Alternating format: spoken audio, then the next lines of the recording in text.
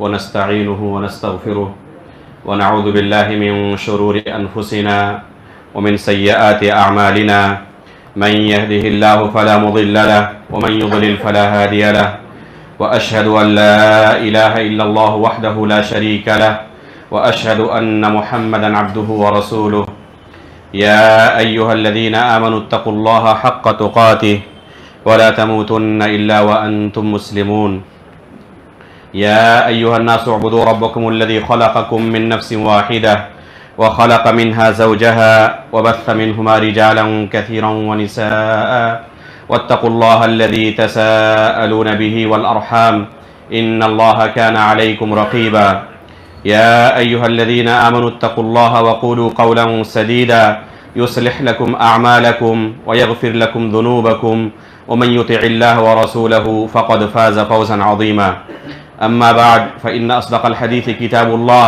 وأحسن الهدي هدي محمد صلى الله عليه وسلم وشر الأمور محدثاتها وكل محدثة بدعة وكل بدعة ضلالة وكل ضلالة في النار.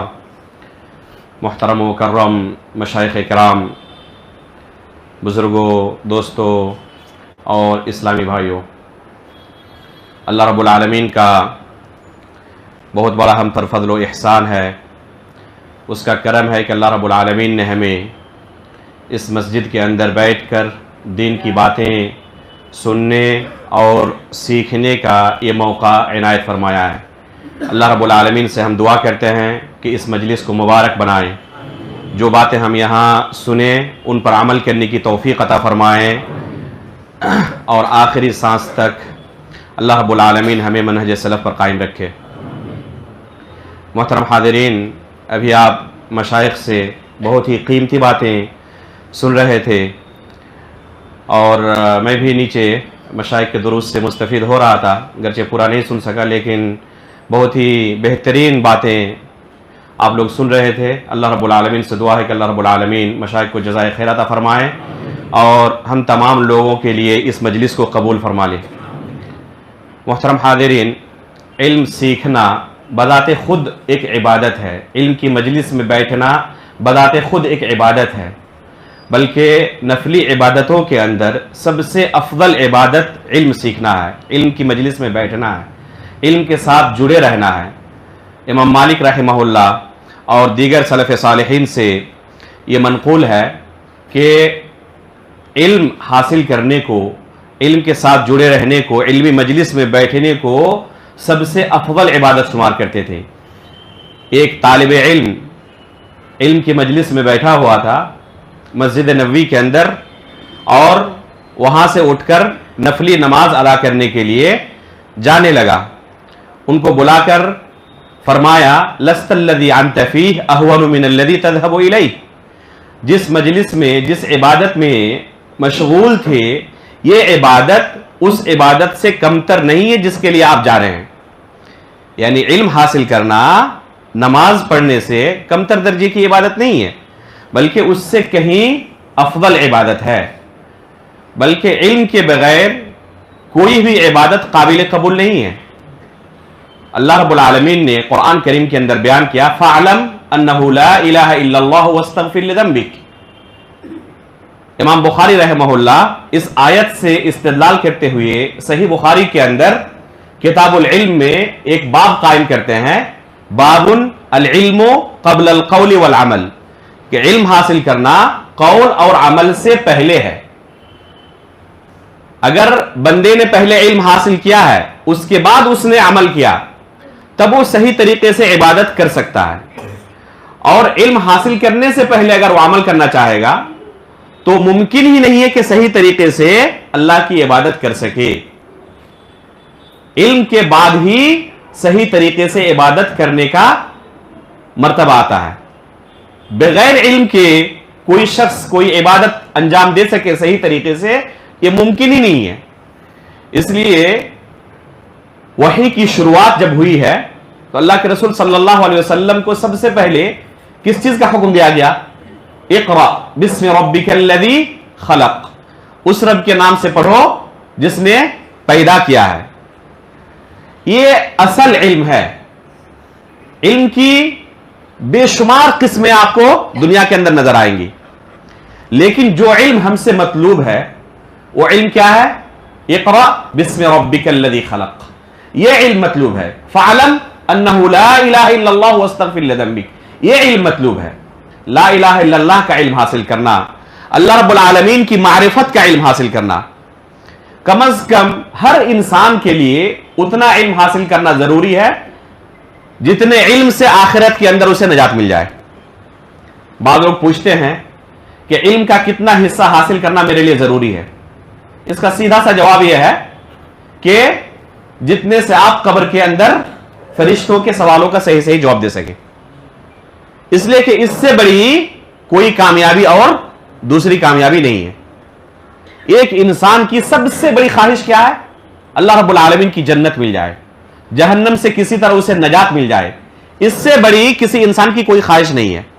यहां तक कि जो अल्लाह रब्बुल आलमीन पर ईमान नहीं रखते, यौम आखिरत पर ईमान नहीं रखते, उनके दिल के अंदर भी, फितरत के अंदर भी अल्लाह रब्बुल आलमीन ने यह डाल दिया है कि जन्नत उन्हें भी मिले।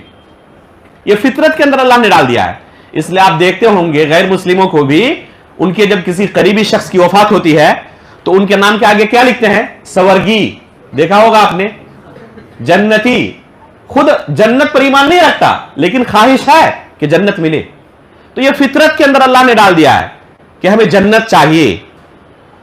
इससे बड़ी इंसान की कोई ख्वाहिश नहीं हो सकती। एक इंसान दुनिया में जिंदगी भर तकलीफों के अंदर, मुसीबत के अंदर मुब्तला रहे, अल्लाह रब्बुल आलमीन की जन्नत में जब दाखिल होगा, एक पल रहने के बाद इन तमाम तकलीफों को भूल जाएगा। बल्कि ये नेमत की एक अहम खुसूसियत यह है कि हजार मुश्किलात के बाद भी कोई नेमत मिले तो इंसान साबिका तकलीफों को भूल जाता है। उस वक्त उस नेमत की लज्जत उसे इस तरह महसूस होती है गोया कि उसको कभी कोई तकलीफ हासिल हुई नहीं।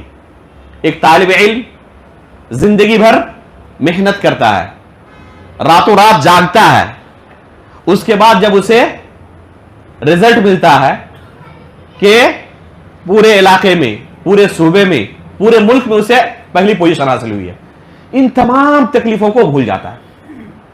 जिस टारगेट को लेकर वो पढ़ रहा था, जब वो टारगेट उसे हासिल हो जाता है, बड़ी नौकरी मिल जाती है, तो इन तकलीफों को भूल जाता है। ये दुनिया की छोटी सी नेमत की अगर हालत है तो आखिरत के अंदर रब की जन्नत जब मिल जाएगी तो इन नेमतों को, इन तकलीफों को इंसान पल भर के अंदर भूल जाएगा।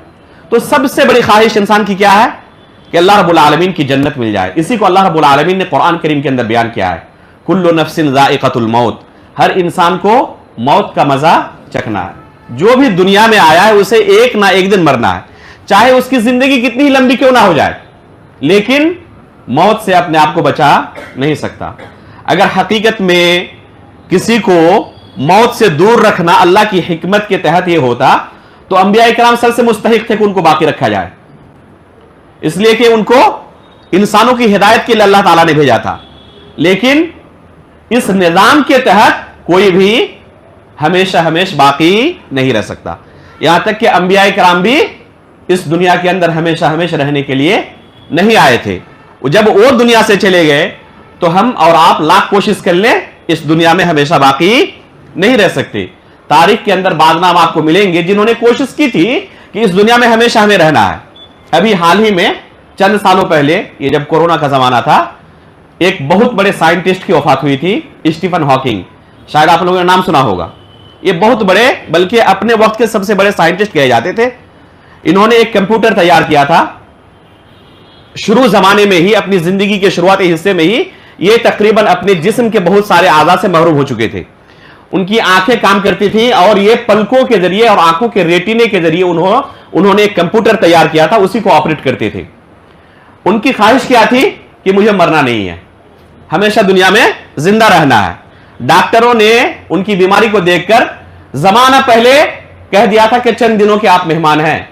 तो उन्होंने डॉक्टरों को चैलेंज किया था कि नहीं, मुझे मरना नहीं है, मैं कुछ ऐसा इंतजाम करूंगा ताकि मौत को मात दे सकूं।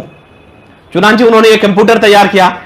अल्लाह रब्बुल आलमीन ने जितनी जिंदगी लिखी थी जी लिए वो, लेकिन उनको भी इस दुनिया को छोड़कर जाना पड़ा। जब उनकी वफात हुई थी تو یہ خبر بہت زیادہ وائرل ہوئی, بی بی سی ہندی نے بہت زیادہ اس کو کوریج دیا تھا. تو خلاصہ کلام یہ کہ اس دنیا میں اگر کوئی کوشش بھی کر لے ہمیشہ ہمیشہ نہیں رہ سکتا. ہم جو یہاں پر ابھی بیٹھے ہوئے ہیں نا, آئندہ 100 سال کے بعد ہم میں سے یہاں پر کوئی دنیا میں رہنے والا شاید کہ نہیں ہے. بہت زیادہ ہماری عمر ہو جائے, کتنی ہو جائے گی, کچھ حصہ گزر چکا ہے, 10 سال 20 سال 30 سال 40 سال, اور زیادہ اگر گزار لے ہم دنیا میں تو کتنی زیادہ سے زیادہ 100 سال. عموماً 100 سال سے زیادہ کسی کو دنیا میں زندگی نہیں ملتی ہے. تو ہمیں ایک دن اس دنیا کو چھوڑ کر جانا ہے. کل نفس ذائقۃ الموت ایک حقیقت ہے جس کا ادراک روزانہ انسان اپنی آنکھوں کے سامنے کرتا ہے, لیکن اتنی بڑی حقیقت کو بھی روزانہ اپنی آنکھوں سے دیکھنے کے باوجود آخرت سے غافل ہو جاتا ہے. اس کو پتا ہے کہ یہ حقیقت ہے, یہ بھی پتا ہے کہ موت صرف بوڑھوں کو نہیں آتی, ایک جوان شخص کو بھی موت آتی ہے, ایک جوان شخص کو بھی موت آتی ہے. آج ہی ایک شخص سے بات ہو رہی تھی, وہ کہہ رہے تھے کہ میرے گاؤں میں 100 سے زیادہ بیوہ عورتیں ہیں. تو میں نے کہا کہ یہ کیسے عورتیں ہیں جو بیوہ ہیں؟ بڑھاپے کی عمر پہنچنے کی وجہ سے, شوہر کی وفات ہو گئی اس وجہ سے بیوہ ہے, یا نوجوان ہیں؟ تو انہوں نے کہا نہیں نوجوان ہیں. وجہ یہ ہے کہ گاؤں کے اندر سب کوئی غریب اور فقیر ہیں, اور اکثر و بیشتر یہ پہاڑوں کے اندر کام کرتے ہیں, تو وہاں سے گر کر اور حادثے کے اندر شکار ہو کر اکثر و بیشتر جوانی کے عالم میں دنیا سے گزر جاتے ہیں. تو اللہ رب العالمین نے کوئی یہ نظام نہیں بنایا ہے کہ صرف بوڑھوں کو موت آئے گی, اور نہ کسی قبرستان میں لکھا ہوا ہے کہ یہاں صرف بوڑھوں کے لیے داخلہ ہے, بلکہ اللہ رب العالمین نے ہر ایک کے لیے اس کا ایک مقررہ وقت طے کر دیا ہے. اس سے نہ آگے آ سکتا ہے اور نہ وہ پیچھے جا سکتا ہے. وہ وقت متعین ہے, نہ آگے بڑھ سکتا ہے نہ پیچھے جا سکتا ہے, جیسے کہ اللہ رب العالمین نے قرآن کریم کے اندر کہا ہے. تو یہ ایک حقیقت ہے, اس حقیقت کا سامنا ہر ایک کو کرنا ہے, اس سے کوئی بھی بھاگ نہیں سکتا. لیکن اصل کیا ہے اس آیت کے اندر اللہ رب العالمین نے آگے بیان کیا ہے, کل نفس ذائقۃ الموت وانما توفون اجورکم یوم القیامہ. جو کچھ تم نے دنیا میں کمایا ہے آخرت میں اسے پورا تمہیں بدلہ دیا جائے گا. ذرہ برابر بھی اللہ رب العالمین کے یہاں ظلم نہیں ہوگا. اگر کسی نے ایک ذرے کے برابر کوئی نیکی کی ہے اس نیکی کو بھی اپنے نامہ اعمال کے اندر دیکھے گا, اور اگر ایک ذرے کے برابر بھی اس نے کوئی گناہ کیا ہے تو اس گناہ کو بھی اپنے نامہ اعمال کے اندر دیکھے گا. ذرہ کسے کہتے ہیں؟ ذرہ کہتے ہیں جو ننگی آنکھوں سے دیکھا نہیں جا سکتا. ہوا کے اندر بہت سارے چھوٹے چھوٹے گرد و غبار ہوتے ہیں جنہیں ننگی آنکھوں سے کوئی شخص دیکھ نہیں سکتا. کب دیکھ سکتا ہے؟ سورج کی شعاعیں اگر دیوار سے کوئی سوراخ ہو, روم کے اندر آ رہی ہو, تو سورج کی شعاعوں کے ساتھ وہ ذرے نظر آتے ہیں, بس جہاں سے روشنی باہر سے آ رہی ہے. حالانکہ پورے روم کے اندر موجود ہے نا وہ, لیکن دوسری جگہوں پر وہ ذرے نظر نہیں آتے. کتنے باریک ہوتے ہیں. اللہ رب العالمین نے قرآن کریم کے اندر اسی چیز کو بیان کیا ہے, فَمَن يَعْمَلْ مِثْقَالَ ذَرَّةٍ خَيْرًا يَرَهُ وَمَن يَعْمَلْ مِثْقَالَ ذَرَّةٍ شَرًّا يَرَهُ. اگر ذرے کے برابر بھی اس نے نیکی کی ہوگی اسے بھی دیکھے گا, اور اگر گناہ کیا ہوگا اسے بھی دیکھے گا. اس لیے میرے بھائیوں کسی نیکی کو حقیر نہیں سمجھنا چاہیے. اللہ کے رسول فرماتے ہیں لا تحقرن معروفا, کسی بھی نیکی کو حقیر نہیں سمجھنا چاہیے. پتہ نہیں کس نیکی کے ذریعے آپ جنت میں پہنچ جائیں, کون سی نیکی اللہ رب العالمین کی رضامندی کا سبب بن جائے اور اسی نیکی کے ذریعے آپ جنت میں داخلہ پالیں. اس لیے کسی بھی نیکی کو, چھوٹی سے چھوٹی کوئی نیکی ہو, اس کو بھی حقیر نہیں سمجھنا چاہیے.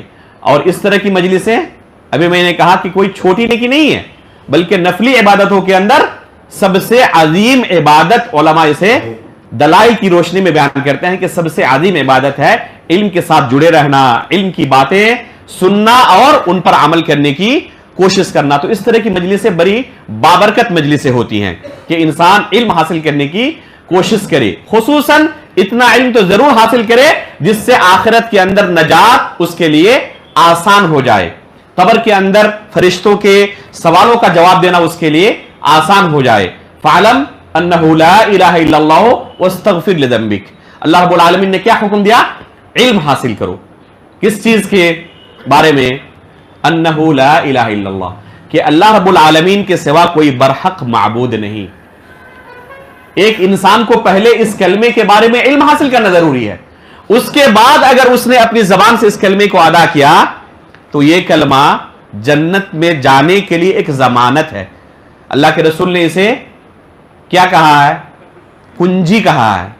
سلف صالحین سے منقول ہے، جیسے کہ وہب بن منبہ رحمہ اللہ سے امام بخاری رحمہ اللہ نے اپنی صحیح کے اندر کتاب الجنائز میں صیغہ جزم کے ساتھ معلق طور پر روایت کیا ہے، صیغہ تعلیق کے ساتھ روایت کیا، اور دوسرے محدثین نے اپنی اسانید کے ساتھ موصولاً اسے روایت کیا ہے۔ صحیح سند سے یہ اثر ثابت ہے۔ وہب بن منبہ رحمہ اللہ سے کہا گیا کہ کیا لا الہ الا اللہ جنت کی کنجی نہیں ہے؟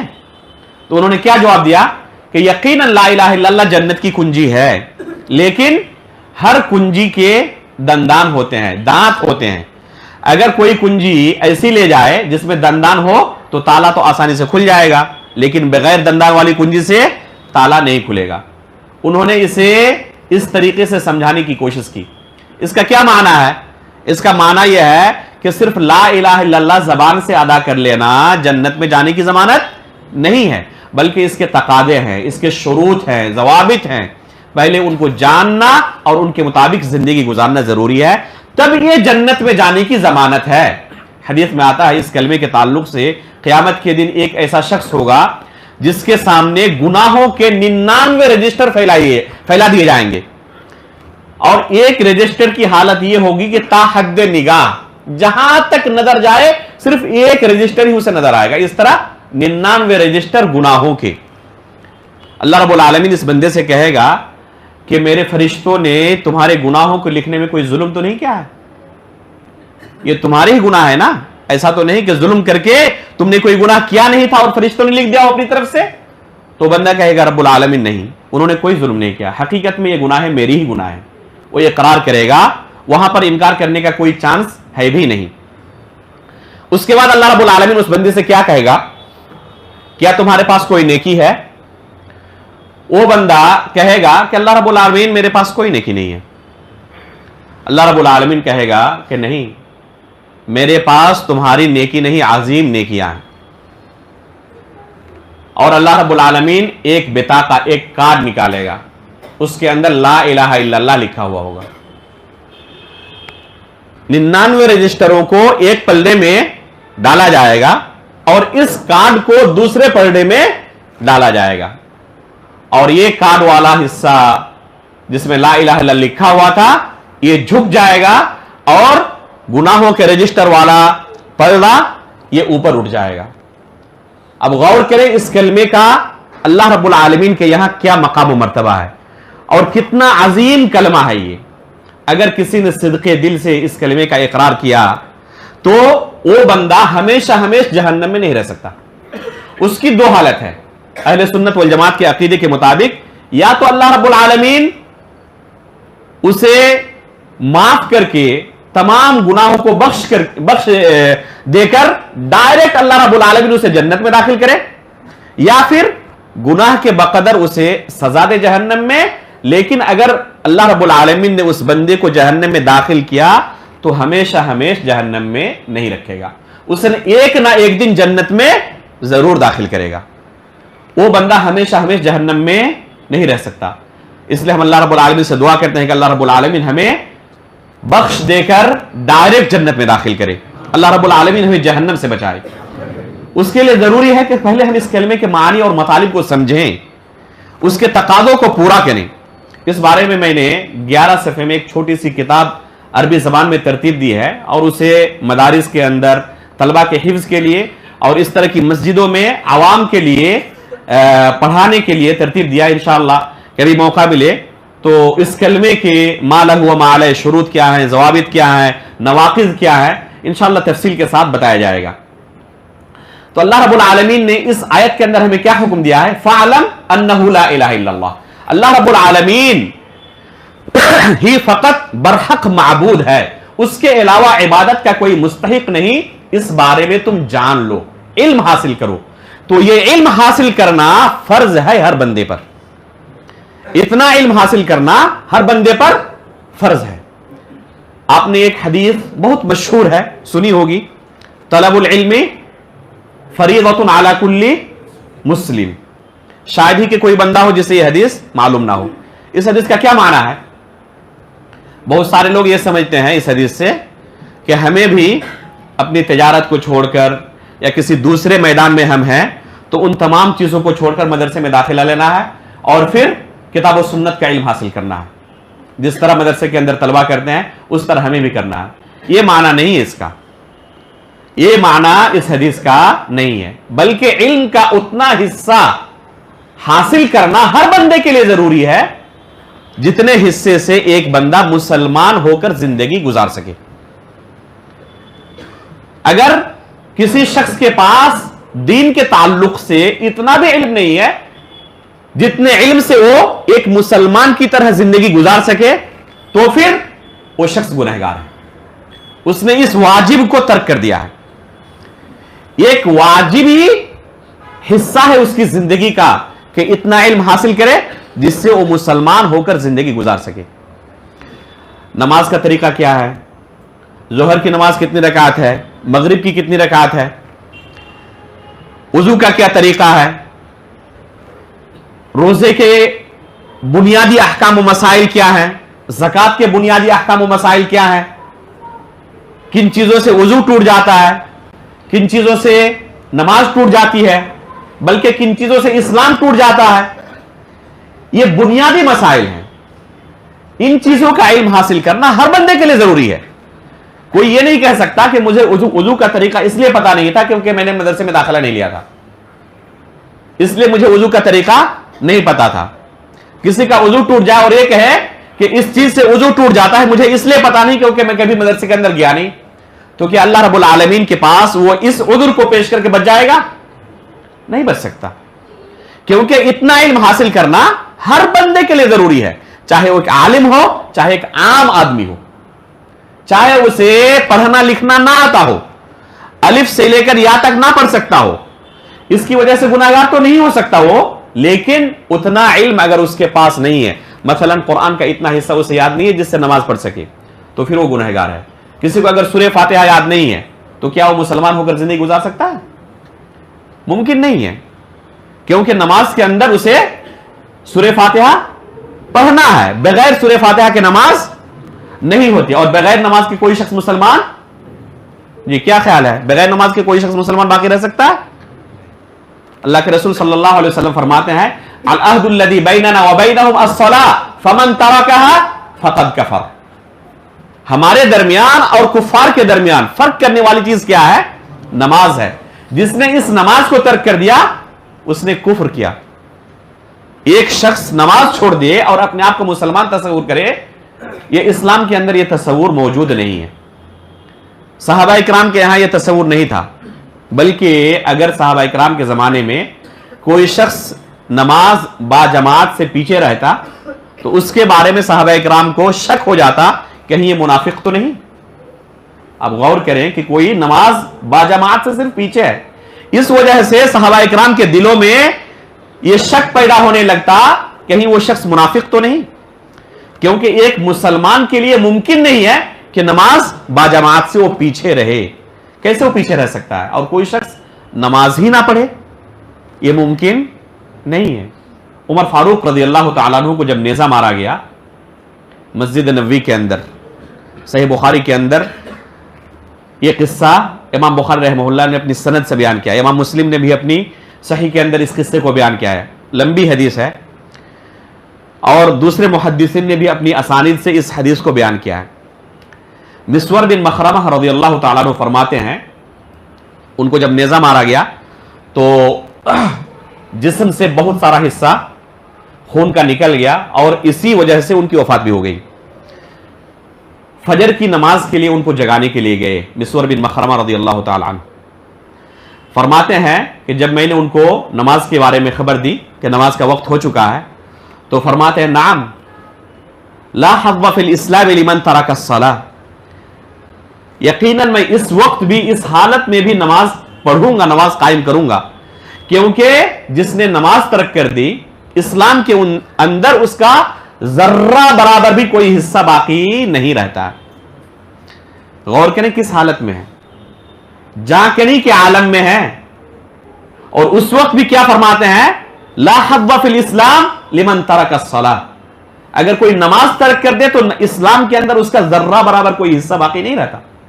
اللہ کے رسول صلی اللہ علیہ وسلم کی آخری زندگی کے آخری لمحات کو یاد کریں, بار بار غشی طاری ہو رہی ہے, وقفے وقفے سے ہوش آ رہا ہے. جیسے ہی غشی کا یہ مرحلہ ختم ہوتا ہے, غشی کی حالت سے افاقہ ہوتا ہے, کیا فرماتے ہیں, کیا لوگوں نے نماز پڑھ لی؟ سب سے پہلا سوال یہی, کیا لوگوں نے نماز پڑھ لی؟ صحابہ کرام بتاتے ہیں کہ نہیں اللہ کے رسول, وہ انتظار کر رہے ہیں کہ آپ کب تشریف لے جائیں اور وہ پھر آپ کی اقتداء میں نماز پڑھیں. تو آپ نے کیا فرمایا, ابوبکر صدیق کو حکم دو وہ نماز پڑھائیں, اپنی امامت میں لوگوں کو نماز مکمل کرائیں. نماز شروع کر دیتے ہیں. اب یہ ڈر نہیں ہے کہ صحابہ کرام نے نماز ادا کی یا نہیں کی, اس کے باوجود پھر جب یہ محسوس ہوتا ہے کہ نہیں میں مسجد پہنچ سکتا ہوں, ایسا لگ رہا ہے کہ میں مسجد پہنچ سکتا ہوں, دو صحابہ کرام کے کندھوں پر ٹیک لگاتے ہوئے, ان کا سہارا لیتے ہوئے مسجد پہنچتے ہیں. راوی حدیث بیان کرتے ہیں کہ اللہ کے رسول صلی اللہ علیہ وسلم کے پیر زمین پر گھسٹ رہے ہیں, کندھے پر ٹیک لگانے کے باوجود بھی پیر زمین پر گھسٹ رہے ہیں, اس حالت میں بھی مسجد پہنچتے ہیں نماز ادا کرنے کے لیے. یہ ہے نماز کی اہمیت. اور کوئی شخص نماز چھوڑ دے اور سوچے کہ میں مسلمان باقی رہ سکتا ہوں, یہ اسلام میں تصور نہیں ہے. اور یہ نماز سورہ فاتحہ کے بغیر قبول نہیں ہوتی. اس لیے ایک مسلمان کے لیے کم از کم قرآن کا اتنا حصہ یاد کرنا ضروری ہے جس سے وہ مسلمان باقی رہ سکے. ابھی آپ شیخ سے سن رہے تھے قرآن کے تعلق سے کہ قرآن کو اللہ رب العالمین نے کیوں نازل کیا. تو قرآن کے بے شمار حقوق ہیں, ان میں سے ایک حق یہ ہے کہ اس کا کم از کم اتنا حصہ یاد کیا جائے جس سے ایک مسلمان صحیح طریقے سے نماز ادا کر سکے, عبادت انجام دے سکے. حالانکہ ہونا تو یہ چاہیے کہ قرآن کا اچھا خاصا حصہ یاد رہے. صحابہ کرام کی زندگی میں جب قرآن نازل ہو رہا تھا اس وقت ان کی حالت کیا تھی؟ اللہ کے رسول صلی اللہ علیہ وسلم دنیا سے گزر گئے, اس وقت تک صحابہ کرام کے پاس پورا قرآن ایک جگہ پر موجود نہیں تھا. سب سے پہلے مصحف کی شکل میں, جس طرح آج ہمیں یہ قرآن ملا ہے نا ایک ہی جگہ پر مصحف کی شکل میں, اللہ کے رسول صلی اللہ علیہ وسلم دنیا سے گزر گئے, صحابہ کرام کو یہ قرآن اس طرح مصحف کے اندر اکٹھا ایک جگہ پر نہیں ملا تھا. جب بھی کوئی آیت نازل ہوتی اللہ کے رسول صحابہ کرام کو بلاتے اور لکھنے کا حکم دیتے.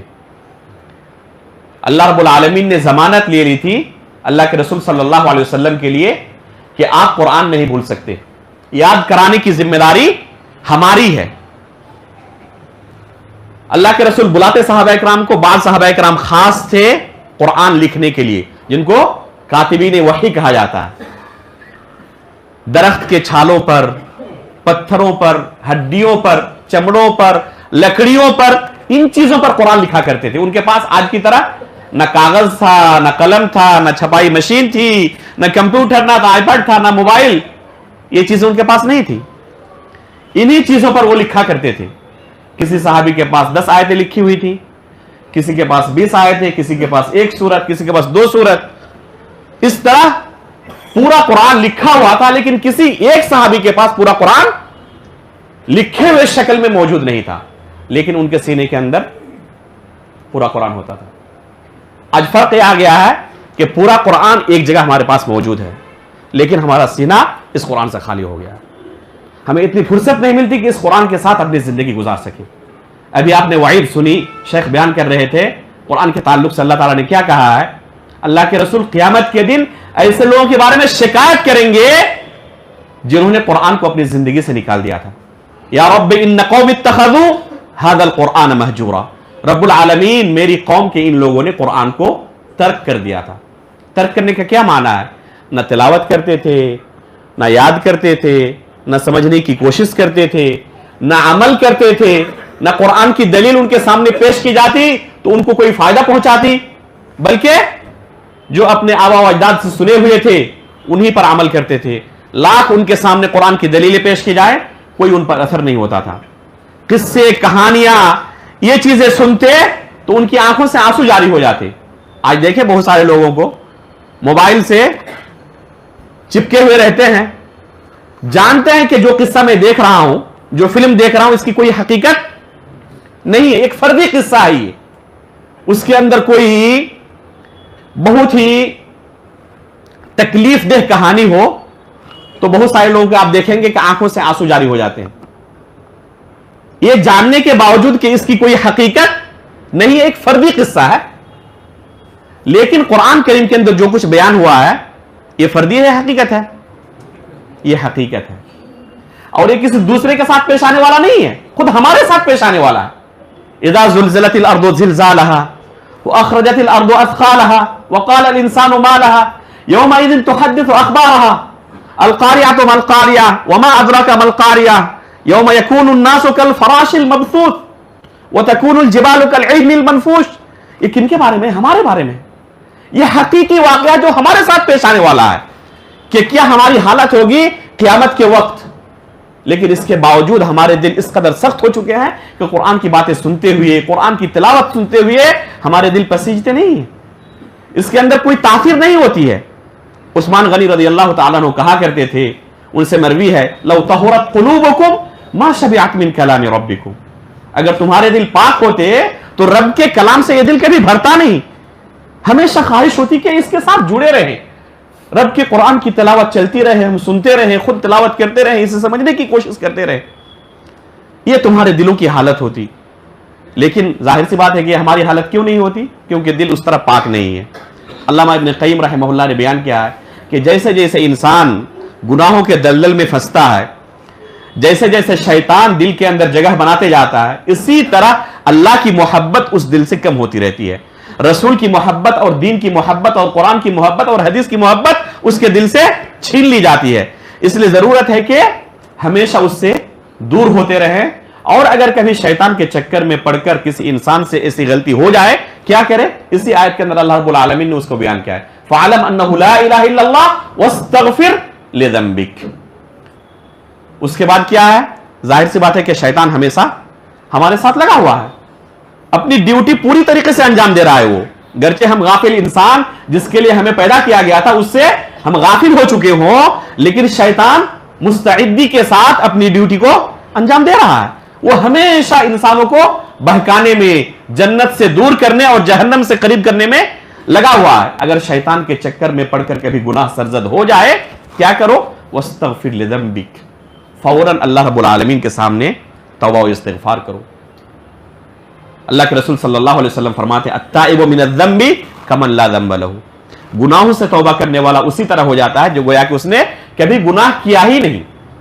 اللہ رب العالمین توبہ گناہ کرنے کے بعد توبہ کرنے والے بندوں سے اس قدر خوش ہوتا ہے, اس قدر خوش ہوتا ہے. نبی کریم صلی اللہ علیہ وسلم نے ایک حدیث کے اندر اسے بیان کیا ہے کہ جس طرح کوئی شخص اپنی سواری لے کر کسی چٹیل میدان پر نکل جائے اور وہاں پر آرام کرنے کے لیے کسی درخت کے نیچے سو جائے, جب اس کی آنکھ کھلے تو دیکھے کہ سواری غائب ہے. اسی سواری پر پورا سفر کا کھانا پینا سب کچھ موجود تھا, زاد راہ اسی سواری پر موجود تھا. اب اس کے سامنے موت ایک دم بالکل واضح شکل میں نظر آ رہی ہے. پورا کا پورا میدان کیا ہے؟ چٹیل ہے. پیدل چلے گا بھی تو کتنے دن چل سکتا ہے؟ 1 دن 2 دن 3 دن, وہ بھی بھوکا پیاسا. اب ظاہر سی بات ہے کہ کوئی ہوٹل بھی نظر نہیں آ رہا, کوئی انسان بھی نظر نہیں آ رہا جو اس کی مدد کر سکے. اب اسے موت اپنی واضح شکل میں نظر آ رہی ہے. ایسی صورت میں دوبارہ پھر سو جاتا ہے. جب آنکھ کھلتی ہے تو دیکھتا ہے کہ اس کی سواری ایک دم پورے ساز و سامان کے ساتھ سامنے کھڑی ہے. اسے موت کے بعد دوسری زندگی ملی. اسے یقین ہو گیا تھا کہ اب میری موت قریب ہے, چند گھنٹوں کا میں مہمان ہوں. اب اسے دوبارہ جب زندگی ملتی ہے تو خوشی کے مارے کیا کہتا ہے؟ اللہم انت عبدی وانا ربک, اے اللہ تو میرا بندہ ہے اور میں تیرا رب ہوں. اس حدیث سے علماء نے بے شمار مسائل کا استنباط کیا ہے. خوشی کے مارے کہتا ہے کہ اللہ تو میرا بندہ ہے, میں تیرا رب ہوں. اب غور کریں کہ اس کی خوشی کس عالم کی ہے. اللہ کے رسول فرماتے ہیں للہ افرح بتوبت عبدہ من ھذا, اللہ رب العالمین بندے کے توبہ سے اس بندے سے بھی زیادہ خوش ہوتا ہے جسے دوبارہ نئی زندگی ملی تھی اور کہہ رہا تھا کہ اللہ تو میرا بندہ میں تیرا رب ہوں. اس سے زیادہ اللہ رب العالمین جب کوئی بندہ گناہ کرنے کے بعد توبہ کرتا ہے, اس کی طرف پلٹ کے آ جاتا ہے دوبارہ, تو اس سے زیادہ اللہ رب العالمین خوش ہوتا ہے. صحیح مسلم کی ایک حدیث ہے, اللہ کے رسول صلی اللہ علیہ وسلم فرماتے ہیں کہ اگر تم گناہ نہ کرتے تو اللہ رب العالمین تمہاری جگہ پر ایک دوسری قوم لاتا جو گناہ کرتی اور پھر گناہ کے بعد اللہ رب العالمین کے سامنے کیا کرتے, وہ لوگ استغفار کرتے. اس لیے کہ اللہ رب العالمین کیا چاہتا ہے, انسان گناہ کرنے کے بعد استغفار کرے, اللہ رب العالمین سے گناہوں کی بخشش طلب کرے. یہ اللہ رب العالمین کی سنت ہے. کوئی انسان گناہوں سے پاک نہیں ہے. اللہ رب العالمین نے انبیاء کرام کو صرف معصوم بنایا ہے, اور اس کے اندر بھی علماء کے اقوال ہیں معصوم ہونے کا کیا معنی ہے. اس کا صحیح معنی یہ ہے کہ تبلیغ دین کے اندر معصوم ہے. دین جو اللہ کے رسول صلی اللہ علیہ وسلم نے اور دیگر انبیاء کرام نے انسانوں تک پہنچایا ہے, اس میں کہیں پر ان سے کوئی غلطی نہیں ہوئی ہے. جہاں تک عملی زندگی کی بات ہے, اگر کوئی غلطی ہو جائے تو اللہ رب العالمین ان کو غلطی پر باقی نہیں رکھتے, اصلاح اسی زندگی کے اندر کر دیتے ہیں. تو اللہ رب العالمین نے صرف یہ ضمانت کن کے حق میں لی ہے, انبیاء کرام کے حق میں. باقی تمام لوگ گنہگار ہیں. گناہوں کا صدور ہونا عین فطرت کے تقاضے کے مطابق ہے, لیکن اصل مسئلہ یہ ہے کہ انسان گناہ کے اندر غرق ہو جائے اور اللہ رب العالمین کو بھول جائے. اصل یہی مسئلہ ہے. لیکن اگر گناہ ہونے کے بعد انسان اللہ تعالیٰ کی طرف پلٹ آئے, گناہوں کے بعد نیکی کرنے لگے, تو پھر یہ بہت بڑا سنگین مسئلہ نہیں ہے. علامہ ابن قیم رحمہ اللہ نے ایک جگہ پر ذکر کیا ہے کہ ایک بندہ دن بھر گناہ کرتا رہتا ہے اور رات کو سوتے وقت اپنا محاسبہ کرتا ہے, اور پھر اللہ رب العالمین سے اپنے گناہوں کے لیے استغفار کرتا ہے, توبہ کرتا ہے, گڑ گڑاتا ہے, روتا ہے. ایک دوسرا بندہ جس نے دن بھر اللہ رب العالمین کی اطاعت کی اور رات کو سوتے وقت اپنا محاسبہ کرتا ہے اور اتراتا ہے کہ آج دن بھر میں نے بہت زیادہ اللہ کی اطاعت کی. اسے خود پسندی ہوتی ہے کہ ماشاءاللہ میں کتنا موتی اور فرمانبردار بندہ ہوں. یہ بندہ جو گناہوں کے اندر لت پت تھا دن بھر, اور رات کو سوتے وقت اس نے توبہ اور استغفار کے ساتھ اللہ رب العالمین کے سامنے رو کر اور گڑ گڑا کر سویا ہے, اللہ تعالیٰ کے نزدیک یہ بندہ اس بندے سے جس نے دن بھر اللہ کی اطاعت میں گزارا ہے اس سے کہیں زیادہ محبوب ہے. اس لیے گناہ کا سرزد ہونا یہ کوئی بعید نہیں ہے, لیکن اس کے بعد ہمیں فوراً سنبھلنے کی کوشش کرنی چاہیے. اللہ کے رسول صلی اللہ علیہ وسلم فرماتے ہیں وَأَتْبِعِ السَّيِّئَةَ الْحَسَنَةَ تَمْحُوهَا, اگر کبھی گناہ سرزد ہو جائے فوراً نیکی کرنے کی کوشش کرو, کیونکہ یہ نیکی گناہ کو ختم کر دیتی ہے. اللہ رب العالمین کا اصول ہے ان الحسنات یذہبن السیئات, کہ نیکیاں گناہوں کو ختم کر دیتی ہیں. تو ان چیزوں کے تعلق سے پہلے بندے کو علم حاصل کرنا ضروری ہے.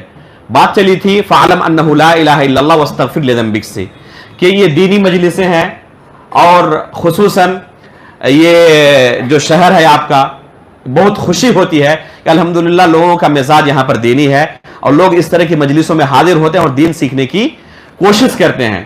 اس لیے اس طرح کی مجلسوں میں حاضر رہنے کی کوشش کیا کریں. یہ جو مجلسیں ہوتی ہیں اللہ رب العالمین کے یہاں بڑی محبوب اور بہت پاکیزہ مجلسیں ہوتی ہیں. اللہ رب العالمین فرشتوں کے مابین ایسے لوگوں پر فخر کرتے ہیں جو ان مجلسوں کے اندر حاضر ہوتے ہیں. مجتمع قوم فی بیت من بیوت اللہ یتلون کتاب اللہ ویتدارسونہ فیما بینہم. اللہ کے رسول صلی اللہ علیہ وسلم ایک لمبی حدیث کے اندر ایسی مجلسوں کے اندر شرکت کرنے والوں کی فضیلت بیان کرتے ہوئے کہتے ہیں کہ جب اس طرح کی مجلسوں میں کوئی حاضر ہوتا ہے اور وہاں پر اس مجلس میں کتاب اللہ کے تعلق سے, سنت رسول کے تعلق سے, دین کے تعلق سے باتیں ہوتی ہیں, لوگ دین سیکھنے کے لیے آتے ہیں, تو اللہ رب العالمین کی طرف سے ایسے بندوں پر سکینت نازل ہوتی ہے. فرشتے ڈھانپ لیتے ہیں ان کو اپنی رحمتوں سے, اور اللہ رب العالمین فرشتوں کے درمیان, مقرب فرشتوں کے درمیان ان کا تذکرہ کرتے ہیں. بلکہ بعض روایت کے اندر آتا ہے کہ کوئی شخص اگر اس مجلس میں کسی دوسرے کام سے آیا تھا, اس مجلس میں علم حاصل کرنے کے لیے نہیں آیا تھا, لیکن وہ بیٹھ گیا اس میں کہ میرا اپنا کام ہو جائے گا. مثلا کسی کو اس مجلس میں کسی سے پیسہ لینا. اب وہ بیٹھا ہوا کہ جیسے ہی مجلس ختم ہوگی اس سے ملاقات کروں گا اور پیسہ لوں گا. تو اصل علم حاصل کرنے کے لیے یہاں آیا نہیں ہے, مقصد اس کا دوسرا ہے. فرشتے کہتے ہیں کہ اللہ کے رسول اس مجلس کے اندر فلاں بندہ بھی ہے جو علم حاصل کرنے کے لیے بیٹھا ہوا نہیں ہے. تو اللہ رب العالمین اس بندے کے تعلق سے کیا فرماتا ہے؟ ہم قوم لا یشقی بہم جلوسہ. یہ مجلس اتنی بابرکت ہے کہ اس مجلس کے اندر بیٹھنے والا کوئی بدبخت نہیں ہو سکتا, کوئی شقی نہیں ہو سکتا. اللہ رب العالمین اس بندے کو بھی بخش دیتا ہے, اور اس بندے کے تعلق سے بھی اللہ رب العالمین کی فضیلت اور رحمت اس کو بھی شامل ہوتی ہے. تو غور کریں کتنی بابرکت مجلس ہے. اس لیے اس طرح کی مجلسوں میں اگر کوئی بیٹھے اور علم حاصل کرنے کی کوشش کرے تو انشاءاللہ اس کے پاس دین کا اتنا علم حاصل ہو جائے گا انشاءاللہ, جس سے وہ قبر کے اندر فرشتوں کے سوالوں کا صحیح صحیح جواب دے سکے. من ربک وما دینک ومن نبیک, تمہارا رب کون تھا, تمہارا دین کیا تھا, تمہارے نبی کون تھے. اللہ رب العالمین کے تعلق سے علم حاصل کرنا, نبی صلی اللہ علیہ وسلم کے تعلق سے علم حاصل کرنا, دین کے تعلق سے علم حاصل کرنا, یہ بنیادی چیزیں ہیں. اگر آپ کو فقہی مسائل کی باریکیوں کا علم نہیں ہے, کوئی خاص حرج نہیں ہے. بعض لوگ الحمدللہ اس کام میں مشغول ہیں مدرسوں کے اندر, علماء اکرام جو ان مسائل کا دراسہ کرتے ہیں, تحقیق کرتے ہیں, کافی ہیں. لیکن ایک عام بندے کے لیے بھی جتنا علم حاصل کرنا ضروری ہے اتنا علم ضرور حاصل کرنے کی کوشش کریں. سورۃ العصر کے تعلق سے صحابہ اکرام کے مابین بیان کیا جاتا ہے کہ جب آپس میں ملتے تو کہتے کہ کم از کم سورۃ العصر ایک مرتبہ پڑھ لیا کریں ہم. امام شافعی رحمہ اللہ اس سورہ کے بارے میں کہتے تھے لو ما انزل اللہ عز وجل علی الخلق الا هذه السورة لکفتهم. اگر اللہ رب العالمین مخلوق پر اس سورہ کے علاوہ کوئی دوسری سورت نازل نہ کرتا تو یہی ایک سورت ان کے لیے کافی ہوتی. کافی ہونے کا کیا معنی ہے؟ کیا پوری شریعت کا بیان اس سورہ کے اندر موجود ہے؟ ظاہر سی بات ہے کہ نماز کا طریقہ, روزے کا طریقہ, حج کا طریقہ اور بہت سارے مسائل اس سورہ کے اندر ہمیں نظر نہیں آ رہے ہیں. لیکن حقیقت میں اس سورے کی معنویت پر اور جامعیت پر غور کرے تو انسان پائے گا کہ اس سورے کے اندر ان تمام چیزوں کا تذکرہ ہے جس سے اس کی آخرت سنور سکتی ہے. قبر کے اندر فرشتوں کے سوالوں کا صحیح صحیح جواب دے سکتا ہے. اللہ رب العالمین نے اس سورے کے اندر بیان کیا کہ تمام کے تمام انسان خسارے میں ہے سوائے 4 قسم کے لوگ ایسے ہیں, یا ایسے لوگ جن کے اندر 4 صفتیں پائی جاتی ہیں. وہ صفتیں کیا کیا ہیں؟ والعصر ان الانسان لفی خسر الا الذین آمنوا. پہلی صفت ہے کہ جو لوگ ایمان لائے وہ خسارہ اٹھانے والوں میں سے نہیں, وہ خسارے میں نہیں ہے. الا الذین آمنوا کا کیا معنی ہے؟ الاصول الثلاثہ اگر آپ نے پڑھی ہوگی, اور اس کتاب کا درس مسجدوں کے اندر ہونا چاہیے عام لوگوں کے لیے, صرف مدرسوں کے اندر نہیں, مسجدوں کے اندر ہونا چاہیے اس کا درس, اور امید ہے کہ اس مسجد میں شاید اس کا درس ہو ہی چکا ہو. آپ نے اس کتاب کے اندر پایا ہوگا شیخ محمد بن عبد الوہاب رحمہ اللہ امام الدعوہ فرماتے ہیں کہ یہ لفظ الا الذین آمنوا یہ علم کی دلیل ہے. کس طرح؟ اللہ تعالیٰ نے ایمان کی بات کی, علم کی بات نہیں کی. ابھی میں نے کہا نا کہ بغیر علم کے کوئی عبادت انجام دینا صحیح طریقے سے ممکن نہیں ہے. کیا ایمان اور توحید کو بغیر علم کے انجام دینا ممکن ہے؟ ظاہر سی بات ہے کہ سب سے بڑی نیکی ہے, سب سے بڑی عبادت ہے. یہ نماز روزے سے بڑی عبادت ہے توحید. تو اس چیز کو, اس عبادت کو بغیر علم کے انجام دینا ممکن نہیں ہے. فرماتے ہیں کہ یہ علم کی دلیل ہے, صرف ایمان کی نہیں بلکہ ایمان کے ساتھ ساتھ یہ علم کی بھی دلیل ہے. اور فوراً وہی آیت بیان کرتے ہیں جس کا تذکرہ میں نے شروع میں کیا تھا, فَعْلَمْ أَنَّهُ لَا إِلَهَ إِلَّا اللَّهُ وَاسْتَغْفِرْ لِذَنبِكَ, کہ تم اس بات کا علم حاصل کرو کہ اللہ رب العالمین کے سوا کوئی برحق معبود نہیں, اور اپنے گناہوں سے بخشش طلب کرو اللہ رب العالمین سے. تو ایمان کے بارے میں علم حاصل کرنا یہ بنیادی چیز ہے. بغیر ایمان کے کسی کو نجات آخرت میں نہیں مل سکتی. اگر اس کے پاس ایمان ہی نہ ہو, دنیا کی تمام نیکیاں موجود ہوں, بہت زیادہ لوگوں کی خدمت کرتا تھا, اپنے مال کا, اپنے خزانے کا پورا منہ کھول دیا تھا لوگوں کے لیے, رفاہ عام میں ہمیشہ خرچ کرنے والا, جب بھی کسی مصیبت میں لوگوں کو ضرورت پڑے تو سب سے پہلے حاضر ہونے والا, لیکن اس کے پاس صرف ایمان کی دولت نہ ہو, تو تمام دولتیں موجود ہونے کے باوجود بھی ایمان کی دولت نہ ہونے کی وجہ سے آخرت کے اندر اسے نجات نہیں مل سکتی. اس سے پہلے درس میں جب میں حاضر ہوا تھا تو غالباً میں نے حاتم طائی کا قصہ آپ لوگوں کے سامنے ذکر کیا تھا. یہ بندہ کون تھا؟ زمانے جاہلیت کے اندر تھا، اور آج بھی صرف مسلمانوں کے اندر نہیں، غیر مسلموں کے اندر بھی یہ نام معروف ہے. آپ کسی سے پوچھے حاتم طائی کے بارے میں تو سب کو پتا ہے کہ بہت ہی سخی آدمی تھا. یہ آج کے زمانے کی بات نہیں ہے، 1400 سال پہلے کی بات ہے. زمانہ جاہلیت کے اندر یہ شخص موجود تھا، حاتم طائی. ان کے لڑکے عدی رضی اللہ تعالیٰ عنہ کو اللہ رب العالمین نے ایمان کی دولت سے سرفراز کیا تھا. انہوں نے اللہ کے رسول سے اپنے والد کے سلسلے میں دریافت کیا کہ اللہ کے رسول، میرے والد کے بارے میں آپ جانتے ہیں کہ کیسے سخی آدمی تھے، ہمیشہ خدمت خلق میں سب سے آگے رہنے والے تھے، بہت بڑے مالدار تھے اور بہت بڑے سخی بھی تھے، ہمیشہ محتاجوں کی مدد کرنے والے.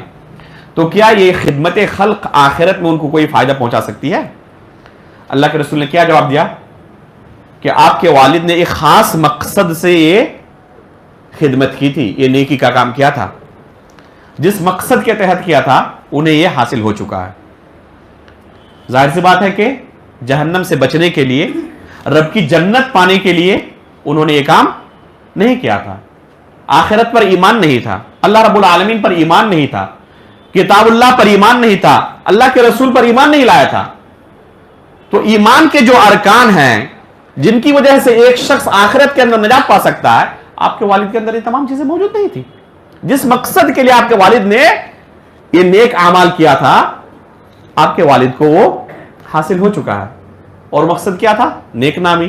اور دیکھیں اللہ رب العالمین نے ان کو کیا بدلا تھا. کیا صدیاں گزر چکی ہیں لیکن آج بھی ان کی نیک نامی دنیا کے اندر باقی ہے. دنیا کے لوگ آج بھی ان کو اچھے القاب سے یاد کرتے ہیں. تو اللہ رب العالمین نے دنیا کے اندر بدلا دے دیا، لیکن آخرت میں کچھ نہیں ہے. آخرت میں صفر ہے. آخرت میں ان کے لیے رب کی جنت نہیں ہے. تو رب پر ایمان لانا، فرشتوں پر ایمان لانا، کتاب اللہ پر ایمان لانا، رسول پر ایمان لانا، یوم آخرت پر ایمان لانا، تقدیر پر ایمان لانا، ایمان کے جو ارکان ہیں. کتنے ارکان ہیں ایمان کے؟ 6 ارکان ہیں. تو ایمان کے جو ارکان ہیں، ان ارکان کے تعلق سے علم حاصل کرنا اور پھر اسی طرح ایمان لانا جس طرح ہم سے مطلوب ہے.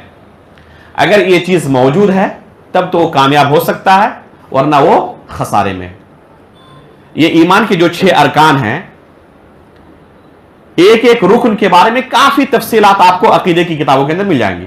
اللہ رب العالمین پر کیسے ایمان لانا ہے، کافی تفصیلات ہیں. اسماء و صفات کا پورا باب اسی سے تعلق رکھتا ہے. توحید الوہیت کا پورا باب اسی سے تعلق رکھتا ہے. توحید ربوبیت کا پورا باب اسی سے تعلق رکھتا ہے. لیکن کم از کم ایک عام انسان کے پاس بھی اللہ رب العالمین پر ایمان لانے کے تعلق سے اتنا علم ہونا چاہیے کہ وہ مسلمان باقی رہ سکے. یہ جو ایمان کے 6 ارکان ہیں نا، تفصیلی علم ارکان ایمان کے تعلق سے اگر ایک عام شخص کو نہ ہو تو وہ شخص اس وجہ سے دار اسلام سے خارج نہیں ہوگا. تفصیلی علم نہ ہو. مثلا کسی کو پوچھا جائے فرشتوں کے تعلق سے کہ فرشتوں کی تعداد کتنی ہے، وہ کہے کہ مجھے اس تعلق سے کوئی علم نہیں ہے. اگر اسے پوچھا جائے فرشتوں کو موت آئے گی یا نہیں آئے گی، وہ دیکھنے میں کیسے ہوتے ہیں، اگر وہ کہے کہ مجھے اس تعلق سے کوئی علم نہیں ہے، تو اس وجہ سے دار اسلام سے وہ خارج نہیں ہوگا. لیکن یہ ارکان ایمان جو 6 ارکان ہیں، ہر رکن کے اندر کچھ بنیادی علم ہے جس کا ہونا ہر مسلمان کے لیے ضروری ہے. اگر یہ بنیادی علم بھی اس کے پاس نہ رہے تو دار اسلام سے خارج ہو جائے گا. تفصیل کا علم نہ رہے کوئی حرج نہیں ہے، آپ آخرت میں اللہ کے عذاب سے بچ سکتے ہیں. لیکن جو بنیادی علم ہے، جس علم کے بنا آپ مسلمان باقی نہیں رہ سکتے، کم از کم اتنا علم حاصل کرنا آپ کے لیے ضروری ہے.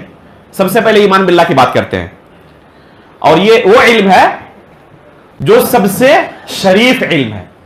کم از کم ہم اس دنیا سے رخصت ہوں تو ایمان کی حالت میں رخصت ہوں. کہیں بنیادی علم کے مفقود ہونے کی وجہ سے ہمارا حال ایسا نہ ہو جائے کہ ہم دائرہ اسلام سے خارج ہو جائیں. یہ جو دائرہ اسلام سے خارج ہونے کی بات کر رہا ہوں تو اس کا معنی یہ ہے کہ یہ عام حکم ہے. یعنی کسی شخص کے پاس ابھی جن چیزوں کو میں بیان کروں گا ارکان ایمان کے تعلق سے کہ بنیادی علم یہ ہے, کم از کم اتنا علم ہونا چاہیے. اگر یہ بنیادی علم بھی نہیں ہے تو دائرہ اسلام سے خارج ہے. تو یہ ایک حکم عام ہے, کسی خاص شخص کے متعلق یہ حکم صادر کرنا نہیں ہے, اور دونوں میں کافی فرق ہے. یہ عام حکم یہ ہے کہ اتنا بھی علم نہ رہے اللہ رب العالمین کے تعلق سے, یوم آخرت کے تعلق سے, تقدیر کے تعلق سے, فرشتوں کے تعلق سے, تو وہ شخص دائرہ اسلام سے خارج ہو جائے گا. سب سے پہلے ایمان باللہ کے تعلق سے بات کرتے ہیں.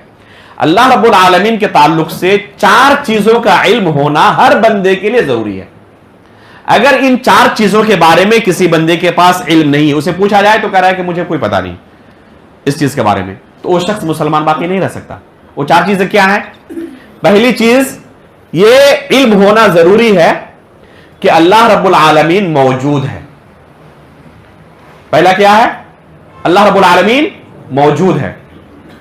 دوسری چیز اللہ رب العالمین ہمارا رب ہے. تیسری چیز اللہ رب العالمین ہی فقط عبادت کا مستحق ہے. اور چوتھی چیز اللہ رب العالمین کے اسماء ہیں, یعنی نام ہے, اور ان کی صفات ہیں جیسے کہ اس کی شان کے لائق ہیں. یہ بنیادی علم ہے اللہ رب العالمین کے تعلق سے. اب اللہ رب العالمین کی صفات کے تعلق سے بے شمار مسائل ہیں. اگر کسی بندے سے پوچھا جائے کیا اللہ رب العالمین کا قدم ہے, تو وہ کہے کہ مجھے اس بارے میں علم نہیں ہے, میں نے کبھی کسی عالم سے سنا نہیں, اس لیے میں جانتا نہیں ہوں کہ اللہ رب العالمین کا قدم ہے یا نہیں. اگر پوچھا جائے اس کو کہ اللہ رب العالمین کے تعلق سے اگر کوئی شخص کہے کہ اللہ رب العالمین کا پیٹ ہے, تو تم کیا اس بارے میں عقیدہ رکھتے ہو, انکار کرو گے یا اقرار کرو گے؟ تو کہے کہ مجھے اس بارے میں علم ہی نہیں ہے, اس لیے میں یہ اقرار اور انکار نہیں کر سکتا ہوں. ابھی مجھے علم حاصل ہو جائے تو اس کے مطابق میں پھر عقیدہ رکھوں گا. تو اس وجہ سے وہ دائرہ اسلام سے خارج نہیں ہوگا. لیکن جو 4 چیزیں میں نے ذکر کی یہ بنیاد ہے. اگر ان 4 چیزوں کے متعلق وہ کہے کہ مجھے علم نہیں ہے تو اسلام سے خارج ہو جائے گا, مسلمان باقی نہیں رہ سکتا وہ. تو کم از کم اللہ تعالیٰ کے تعلق سے یہ بنیادی علم ہونا ہر انسان کے لیے ضروری ہے. کوئی یہ کہہ کر بچ نہیں سکتا کہ میں عالم دین نہیں تھا اس وجہ سے مجھے ان چیزوں کا علم نہیں ہے, بلکہ ایک عالم کے لیے جس طرح جاننا ضروری ہے اللہ تعالیٰ کے تعلق سے ان 4 چیزوں کا, اسی طرح ایک عام شخص کے لیے بھی چاہے وہ لکھنا پڑھنا نہ جانتا ہو اس کے باوجود بھی ان چیزوں کا علم ہونا اس کے لیے ضروری ہے. یہ پہلی چیز ہوئی, یہ پہلا رکن ہوا. یہ دوسرا رکن ہے فرشتوں کے اوپر ایمان لانا. فرشتوں کے تعلق سے ایک عام شخص کو بھی کم از کم اتنا جاننا چاہیے, ایک عام شخص کے پاس بھی کم از کم اتنا علم ہونا چاہیے کہ اللہ رب العالمین کی بے شمار مخلوقات میں سے فرشتے بھی ایک مخلوق ہیں, اور ان میں سے بعض فرشتے وحی لے کر انبیاء کے پاس نازل ہوتے ہیں. کم از کم اتنا علم ہونا چاہیے. اب اگر کسی کو پوچھا جائے فرشتے کے بارے میں تمہارا کیا ایمان ہے, وہ کہہ رہا ہے کہ مجھے کوئی پتہ نہیں کہ فرشتہ بھی کوئی مخلوق ہے, مجھے اس بارے میں کوئی علم نہیں ہے, تو اس کا حکم کیا ہے؟ وہ دائرہ اسلام سے خارج ہے, کیونکہ ایمان کے ارکان میں سے ایک رکن کے متعلق اس کے پاس ایمان نہیں پایا جاتا, اور یہ ایمان کے بنیادی ارکان ہیں, ان کے بغیر کوئی شخص مومن نہیں ہو سکتا. اور ایک رکن کے تعلق سے اس کے پاس ایمان مفقود ہے, کیونکہ ایمان تب ہوگا نا جب اس کے پاس علم ہوگا. بغیر علم کے کسی کے بارے میں تصور ہونا ممکن ہے, اس کے پاس ابھی تصور ہی نہیں ہے. تو اتنا علم حاصل ہونا, اتنا علم رکھنا ایک عام شخص کے لیے بھی ضروری ہے کہ اللہ رب العالمین کی بے شمار مخلوقات میں سے فرشتے بھی ایک مخلوق ہیں, اور ان میں سے بعض انبیاء کے پاس وحی لے کر نازل ہوتے ہیں. اتنا علم حاصل کرنا ضروری ہے فرشتوں کے تعلق سے. اب مزید جو علم ہے تو اس کا درجہ کیا ہے؟ یا تو واجب کے درجے میں یا پھر مستحب اور نفل کے درجے میں آئے گا. مثلا جو ابھی میں نے کہا تھا کہ فرشتوں کو موت آتی ہے نہیں آتی ہے, وہ دیکھنے میں کیسے ہوتے ہیں, اور بے شمار مسائل ہیں فرشتوں کے اوپر ایمان کے تعلق سے. میں نے ایک مضمون لکھا تھا تقریباً 2-3 صفحے کا ہے, اور اردو میں ہے, وہ فری لانسر میں وہ مضمون چھپا ہوا ہے, تو وہاں سے آپ اس کو پڑھ سکتے ہیں. فرشتوں کے تعلق سے کتاب و سنت کے اندر جو عقیدہ ملتا ہے وہ تفصیل کے ساتھ کتابوں کے اندر موجود ہے. میں نے اسے اختصار کے ساتھ تقریباً 3 صفحے کے اندر پورا بیان کر دیا ہے, تو اس کو پڑھ لیں تو انشاءاللہ آپ کو اندازہ ہو جائے گا کہ فرشتوں کے تعلق سے ہمارا ایمان, تفصیلی ایمان کیا ہونا چاہیے. لیکن جو ابھی میں نے بیان کیا یہ کیا ہے؟ بنیادی ایمان ہے. کم از کم اتنا علم ہر شخص کو ہونا چاہیے. تو یہ دوسرا رکن تھا ایمان کے ارکان میں سے. تیسرا رکن کیا ہے؟ کتابوں پر ایمان لانا. تیسرا رکن ہے کتابوں پر ایمان لانا. اس کا کم از کم درجہ, کم از کم علم ایک عام انسان کے پاس بھی جتنا ہونا چاہیے وہ کیا ہے؟ وہ یہ ہے کہ اللہ رب العالمین نے اپنے انبیاء میں سے جن کو چاہا ان کے اوپر کتابیں نازل کی. تمام کے اوپر نہیں, اپنے انبیاء میں سے جن کو چاہا ان پر کتابیں نازل کی تاکہ وہ ان کتابوں کے ذریعے لوگوں کے درمیان فیصلہ کریں. اور یہ تمام کتابیں قرآن کے ذریعے منسوخ ہیں. یہ تمام کتابیں قرآن کے ذریعے منسوخ ہیں. اللہ رب العالمین نے اپنے انبیاء میں سے جن کو چاہا ان پر کتابیں نازل کی تاکہ ان کتابوں کی روشنی میں وہ لوگوں کے درمیان فیصلے کریں. اور یہ تمام کتابیں قرآن کے ذریعے منسوخ ہیں. اتنا علم ہونا ایمان بالکتب کے تعلق سے, جو ایمان کا تیسرا رکن ہے کتابوں پر ایمان لانا, کم از کم ہر بندے کے لیے ضروری ہے. اب اگر اس سے پوچھا جائے کہ کتابیں جو نازل ہوئی ہیں ان کے نام بتاؤ, کون سی کتاب کس نبی پر نازل ہوئی ہے, وہ کہے کہ مجھے پتا نہیں ہے, تو اس وجہ سے وہ دار اسلام سے خارج نہیں ہوگا. اگر جانے تو الحمدللہ بہت اچھی چیز ہے, لیکن اگر اسے یہ بھی پتا نہ ہو کہ اللہ تعالیٰ نے کوئی کتاب نازل کی ہے, اسے پوچھا جائے کہ اللہ تعالیٰ نے کیا کوئی کتاب نازل کی ہے, تو کہہ رہے مجھے اس تعلق سے کوئی علم نہیں ہے کہ اللہ تعالیٰ نے کوئی کتاب بھی نازل کی ہے. قرآن کیا آخری کتاب ہے اور تمام کتابوں کے لیے ناسخ ہے, تمام کتابیں منسوخ ہو چکی ہیں؟ کہہ رہے نہیں, میں یہ تو عقیدہ نہیں رکھتا ہوں, تمام ہی اللہ کی کتابیں ہیں. جس طرح قرآن ہے, اسی طرح زبور ہے, اسی طرح توریت ہے, ان تمام کتابوں پر عمل کیا جا سکتا ہے. تو اس کا حکم کیا ہوگا؟ وہ دائرہ اسلام سے خارج ہو جائے گا. یہ علم رکھنا اور اتنا عقیدہ رکھنا ہر بندے کے لیے ضروری ہے کہ تمام کتابیں قرآن کے ذریعے کیا ہو گئی ہیں؟ منسوخ ہو گئی ہیں. یہ بنیادی علم ہے ایمان بالکتب کے تعلق سے. یہ تیسرا رکن تھا. چوتھا رکن ہے رسولوں پر ایمان لانا. چوتھا رکن ہے رسولوں پر ایمان لانا. اس تعلق سے کم از کم اتنا علم ہر انسان کے پاس ہونا چاہیے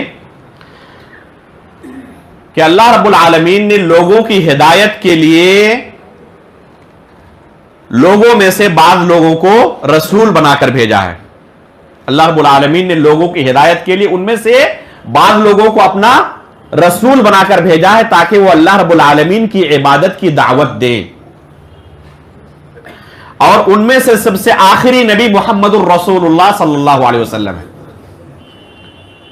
کم از کم اتنا علم ہونا ہر بندے کے پاس ضروری ہے.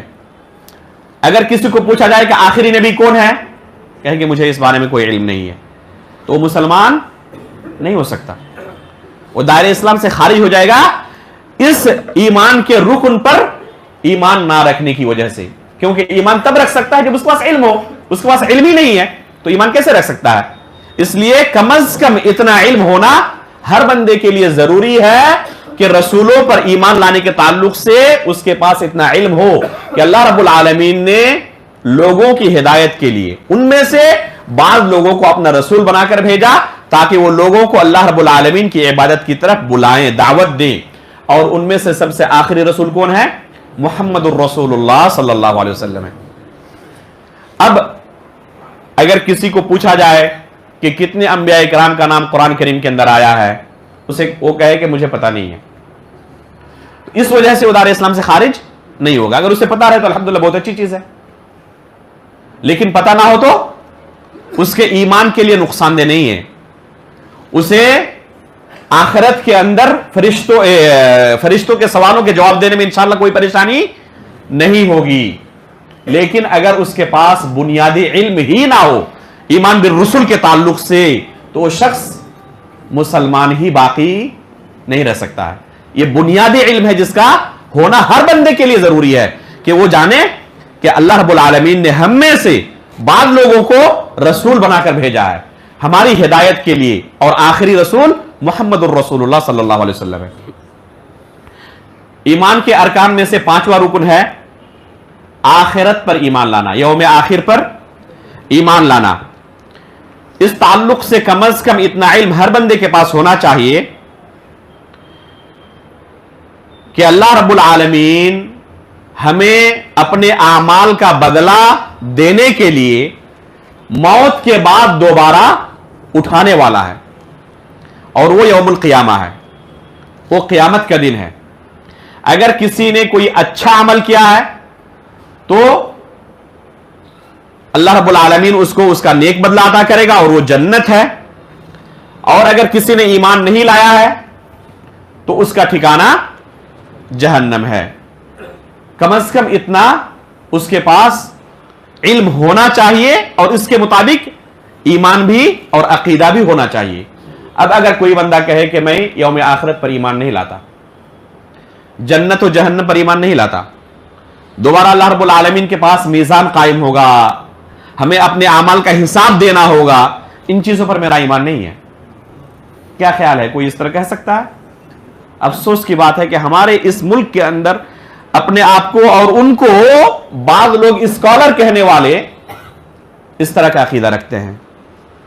ایسے لوگوں سے اپنے آپ کو بچانے کی اور دور رکھنے کی اور ان کے افکار سے اپنے قلوب و اذہان کو محفوظ رکھنے کی ضرورت ہے. سر سید احمد خان کا نام سنا آپ لوگوں نے؟ انہوں نے اپنی کتابوں کے اندر جا بجا ان چیزوں کا انکار کیا ہے. آخرت پر ایمان لانا, قبر کے اندر فرشتوں کا سوال کیا جانا, عذاب قبر, جنت جہنم, میزان, ان تمام چیزوں کا انکار کیا ہوا ہے. تو اس طرح اگر کسی کے پاس علم ہی نہ ہو یا علم ہو لیکن ایمان نہ لائے تو وہ شخص مسلمان باقی نہیں رہ سکتا ہے. کوئی یہ نہ کہ ہم نے ان کو کافر کہا ہے, یہ عام حکم میں بیان کیا ہے.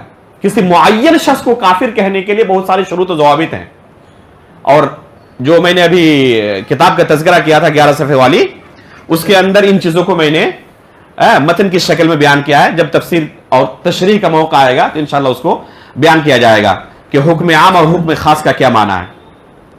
تو کم از کم اتنا علم ہونا چاہیے, اور اس علم کے مطابق ہمارا ایمان اور عقیدہ بھی ہونا چاہیے. جو آخری رکن ہے ایمان کا وہ کیا ہے؟ تقدیر پر ایمان لانا.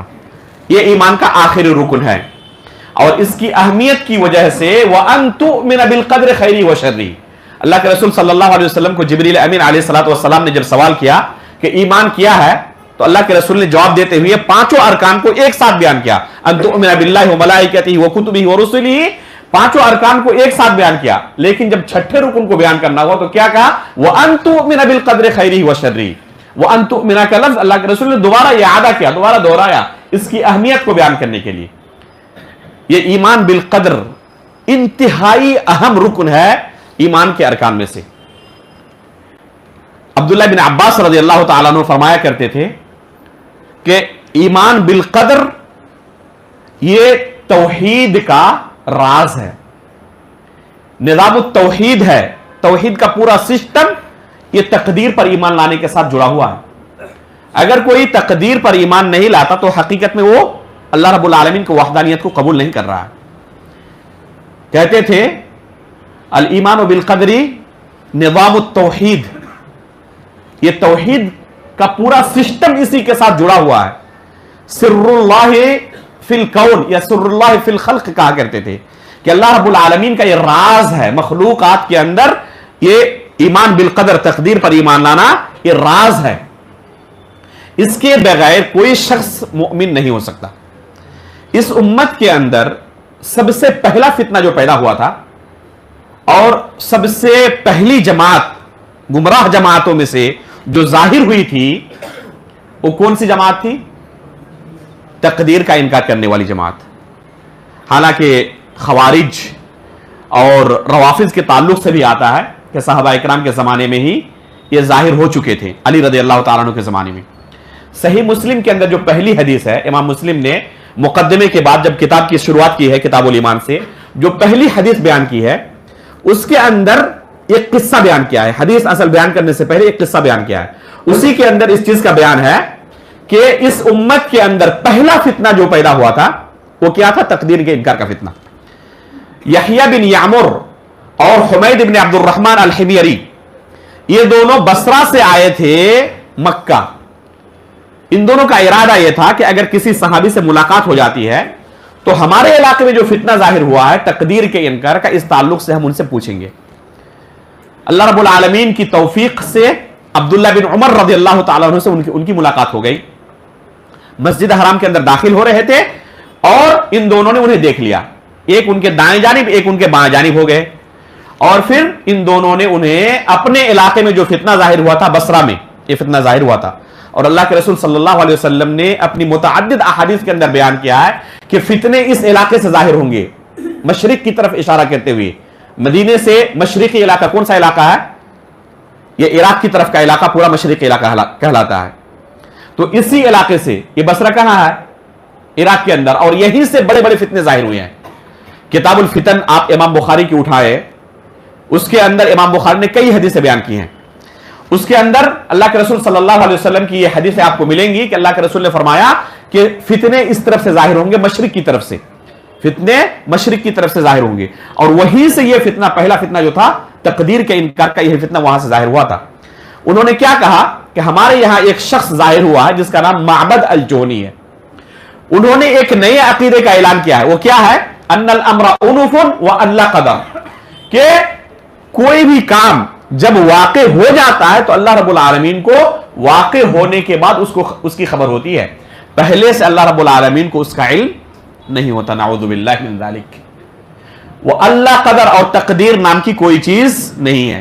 عبداللہ بن عمر رضی اللہ تعالیٰ عنہ فرماتے ہیں کہ ان سے جا کر کہہ دینا کہ جب تک وہ تقدیر پر ایمان نہ لائیں، اگر احد پہاڑ کے برابر بھی سونا خرچ کریں تب بھی اللہ رب العالمین کے پاس کامیابی ان کو نہیں مل سکتی ہے. احد پہاڑ کے برابر سونا خرچ کرنے کا معنی سمجھ رہے ہیں نا؟ جن لوگوں نے حج یا عمرہ کیا ہے اور احد پہاڑ کو اپنی آنکھوں سے دیکھا، وہ جانتے ہیں کہ کتنا بڑا پہاڑ ہے یہ. سونے کے وزن سے اگر اس پہاڑ کو تول دیا جائے، اس کا معنی کیا ہوگا؟ یعنی پوری دنیا کی دولت اگر رکھ دی جائے اور سونے کے اندر اس کو کنورٹ کر دیا جائے، پھر بھی احد پہاڑ کے برابر سونا نہیں ہو سکتا. یعنی پوری دنیا بھی اگر کوئی خرچ کر دے، پوری دنیا کا کوئی مالک ہو، لیکن تقدیر پر اس کا ایمان نہ ہو، پھر بھی اللہ رب العالمین کے پاس اسے نجات نہیں مل سکتی. عبداللہ بن عمر رضی اللہ تعالیٰ عنہ نے ان دونوں کو کہا. اس کے بعد انہوں نے پھر اللہ کے رسول صلی اللہ علیہ وسلم کی یہ حدیث بیان کی. اس کے بعد ساتھ ہی انہوں نے یہ بھی کہا کہ انہیں یہ بھی کہہ دینا کہ میں ان سے بری ہوں اور وہ مجھ سے بری ہیں. میں ان سے بری ہوں اور وہ مجھ سے بری ہیں. تو تقدیر پر ایمان لائے بغیر کوئی شخص مومن نہیں ہو سکتا ہے. تقدیر پر ایمان لانے کا معنی کیا ہے؟ کم از کم ایک انسان کو تقدیر پر ایمان کے متعلق یہ جانکاری اور یہ علم ہونا چاہیے. تقدیر کے کل 4 مراتب ہیں. تقدیر کے کل 4 مراتب ہیں. پہلا مرتبہ ہے، اس کو غور سے سنیں، اور اسی چیز کو اگر آپ نے اس درس سے یاد کر لیا تو انشاءاللہ یہ درس کامیاب ہے. تقدیر کا پہلا مرتبہ یہ ہے کہ اللہ رب العالمین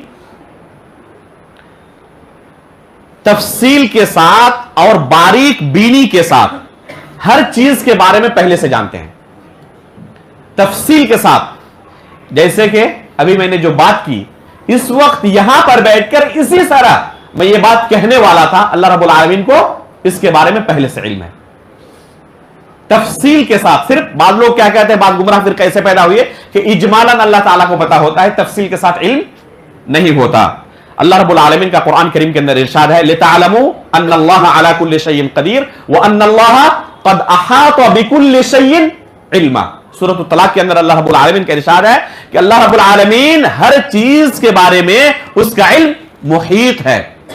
کوئی بھی چیز ذرہ برابر بھی اللہ رب العالمین کے علم سے مخفی نہیں ہے. آیت الکرسی کے اندر اللہ رب العالمین نے کیا کہا ہے؟ یعلم ما بین ایدیہم وما خلفہم ولا یحیطون بشیء من علمہ. وَعِنْدَهُ مَفَاتِحُ الْغَيْبِ لَا يَعْلَمُهَا إِلَّا هُ، کہ غیب کی کنجیاں صرف اللہ کے پاس ہے، اس کے سوا کوئی ان چیزوں کو نہیں جانتا. وَيَعْلَمُ مَا فِي الْبَرِّ وَالْبَحْرِ وَمَا تَسْقُطُ مِنْ وَرَقَةٍ إِلَّا يَعْلَمُهَا. اللہ تعالیٰ نے بھی کہا ہے اسی آیت کے اندر، آگے کیا کہا؟ وَمَا تَسْقُطُ مِنْ وَرَقَةٍ إِلَّا يَعْلَمُهَا. یہ قرآن کے اندر اللہ تعالیٰ نے کہا کہ اگر کسی درخت سے کوئی پتا بھی گرتا ہے تو اللہ رب العالمین کو اس کے بارے میں بھی خبر ہوتی ہے، اس کا بھی علم ہوتا ہے. تو یہ پہلا مرتبہ ہے تقدیر کے تعلق سے، یہ ہم ایمان رکھیں کہ اللہ رب العالمین کسی بھی کام کے واقع ہونے سے پہلے ہی ہر چیز کے بارے میں تفصیلی علم رکھتے ہیں. اور یہ اللہ رب العالمین کا علم ازل سے ہے، جب کسی چیز کا وجود نہیں تھا اس وقت سے تمام مخلوقات کے پیدا کرنے سے پہلے ہی اللہ رب العالمین کو اس چیز کا تفصیل کے ساتھ علم ہے. یہ ایمان کا پہلا مرتبہ ہے جو علم کے ساتھ تعلق رکھتا ہے، اللہ رب العالمین کے علم کے ساتھ تعلق رکھتا ہے. ایمان بالقدر کا، تقدیر پر ایمان لانے کا دوسرا مرتبہ ہے کہ اللہ رب العالمین نے زمین و آسمان کی پیدائش سے 50,000 سال پہلے ہر چیز کو لوح محفوظ کے اندر لکھ دیا ہے. جیسے کہ صحیح مسلم کے اندر اللہ کے رسول صلی اللہ علیہ وسلم نے ایک حدیث کے اندر اس چیز کو بیان کیا ہے. تو یہ تقدیر پر ایمان لانے کا دوسرا مرتبہ ہے. کیا یہ مرتبہ ہے؟ زمین و آسمان کی پیدائش سے 50,000 سال پہلے اللہ رب العالمین نے لوح محفوظ کے اندر ہر چیز کو پہلے سے لکھ دیا ہے کہ کون سی چیز کب کس صورت میں ہونے والی ہے. تیسرا مرتبہ ہے کہ ہر چیز اللہ رب العالمین کے ارادے اور مشیت کے تحت ہے. کوئی بھی چیز اللہ رب العالمین کے ارادے سے باہر نہیں ہے. اللہ رب العالمین نے قرآن کریم کے اندر اپنے بارے میں کیا کہا ہے؟ فعال لما یرید، جو کچھ چاہتا ہے اللہ رب العالمین اسے انجام دیتا ہے. وما تشاؤون الا ان یشاء اللہ رب العالمین، تم جو کچھ چاہتے ہو وہ نہیں ہوتا، وہی ہوتا ہے جو اللہ رب العالمین چاہتا ہے. تو ہر چیز چاہے اس کا تعلق نیکی سے ہو، چاہے اس کا تعلق گناہ سے ہو، وہ اللہ رب العالمین کی مشیت کے تحت ہے. چاہے کوئی شخص کفر کرے یا کوئی شخص ایمان لائے، دونوں اللہ رب العالمین کے مشیت کے تحت ہے. اس لیے یہ مسئلہ جاننے کی ضرورت ہے کہ اللہ رب العالمین کا ارادہ اور اس کی مشیت، اس کی دو قسمیں ہیں. ایک ہے ارادہ کونیہ قدریہ اور دوسرا ہے ارادہ شرعیہ. ارادہ شرعیہ، ارادہ کونیہ قدریہ کا مطلب یہ ہے کہ اللہ رب العالمین نے ہر چیز کو پہلے سے مقدر کر کے رکھا ہے. جو اس کے ارادے کے ساتھ ہو رہا ہے، چاہے وہ اللہ رب العالمین کے مرضی کے مطابق ہو یا نہ ہو، چاہے اللہ رب العالمین اس سے راضی ہو یا نہ ہو. جیسے کہ کوئی بندہ کفر کرے، اللہ رب العالمین کی نافرمانی کرے، کوئی شخص جھوٹ بولے، چوری کرے، تو یہ اللہ کے ارادے کے ساتھ ہو رہا ہے نہیں ہو رہا ہے؟ یہ اللہ کے ارادے کے ساتھ ہی ہو رہا ہے، اللہ کے ارادے سے خارج نہیں ہے. ایسا ہم عقیدہ نہیں رکھتے کہ نیکی کا مالک اللہ رب العالمین ہے اور گناہوں کا مالک کوئی دوسرا ہے. جیسے کہ بعض گمراہ فرقوں کا عقیدہ ہے کہ نیکی کا خالق کوئی دوسرا ہے اور شر کا خالق، برائی کا خالق کوئی دوسرا خالق ہے. تو ایک ساتھ دو خالق کو مانتے ہیں، ہم صرف ایک ہی خالق کے اوپر ایمان لاتے ہیں. چاہے نیکی ہو چاہے برائی ہو، دونوں اللہ رب العالمین کے ارادے اور مشیت کے تحت ہے. یہ ضروری نہیں کہ اللہ رب العالمین اس سے راضی بھی ہو. مشیت کی دوسری قسم، ارادے کی دوسری قسم کیا ہے؟ ارادہ شرعیہ. ارادہ شرعیہ کا مطلب یہ ہے کہ جو چیز اللہ کے ارادے سے بھی ہے اور اللہ رب العالمین اس سے راضی بھی ہوتا ہے. یہ ہے ارادہ شرعیہ کہ اللہ رب العالمین اس سے خوش بھی ہوتا ہے، راضی بھی ہوتا ہے. کوئی کہہ سکتا ہے کہ یہ کیسے ہو سکتا ہے کہ اللہ رب العالمین کے ارادے سے کوئی چیز ہو اور اللہ رب العالمین اس سے راضی نہ ہو؟ یہ کوئی بعید نہیں ہے. انسان بھی بہت ساری چیزیں ایسے کرتا ہے، بہت ساری ایسی چیزیں کرتا ہے جو اپنے ارادے سے ہی کرتا ہے لیکن خوش نہیں ہوتا اس کام سے. اس کام سے وہ خوش نہیں ہوتا ہے. آپ نے بے شمار ایسی چیزیں دیکھی ہوں گی. اگر کسی کو اللہ نہ کرے کوئی ایسی بیماری ہو جائے ہاتھ کے اندر، ڈاکٹروں نے تشخیص کے بعد کہا کہ اب آپ کے پاس کوئی دوسرا آپشن نہیں ہے، ایک ہی آپشن ہے کہ اس ہاتھ کو کاٹ کر آپ کو پھینکنا پڑے گا، ورنہ چند دنوں کے اندر یہ بیماری پورے جسم کے اندر سرایت کر جائے گا اور آپ چند دنوں کے اندر وفات پا جائیں گے. اب آپ کے پاس ایک ہی آپشن ہے کہ آپ اس کو کاٹ کے پھینک دیں.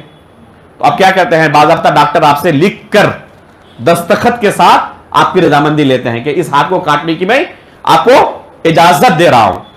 کیا کوئی انسان خوش ہوتا ہے کہ اس کا ہاتھ کاٹا جا رہا ہے؟ لیکن اس کے ارادے کے تحت ہو رہا ہے نہیں ہو رہا؟ اس کی اجازت سے باضابطہ لکھ کر اس نے اجازت دی ہے. تو کوئی ضروری نہیں ہے کہ جو چیز آپ کے ارادے سے ہو آپ اس سے خوش بھی ہوں، یہ لازم ملزوم نہیں ہے. تو بے شمار چیزیں دنیا کے اندر ہوتی ہیں جن سے اللہ تعالیٰ خوش نہیں ہوتا، لیکن اللہ کے ارادے کے ساتھ ہو رہا ہے نہیں ہو رہا؟ وہ بھی اللہ کے ارادے کے ساتھ ہی ہو رہا ہے. تو چاہے جو چیز بھی ہو دنیا کے اندر، اچھی ہو یا بری ہو، وہ اللہ کے ارادے کے ساتھ ہو رہا ہے. یہ تیسرا مرتبہ ہے تقدیر پر ایمان لانے کا. اور چوتھا مرتبہ ہے کہ ہر چیز کا خالق اللہ رب العالمین ہے. ہر چیز کا خالق کون ہے؟ اللہ رب العالمین ہے. یہاں تک کہ ہمارا بھی خالق اللہ رب العالمین ہے، اور ہم جو عمل کرتے ہیں اس کا بھی خالق اللہ رب العالمین ہے. فاعل ہم ہیں، لیکن خالق کون ہے؟ پیدا کرنے والا کون ہے؟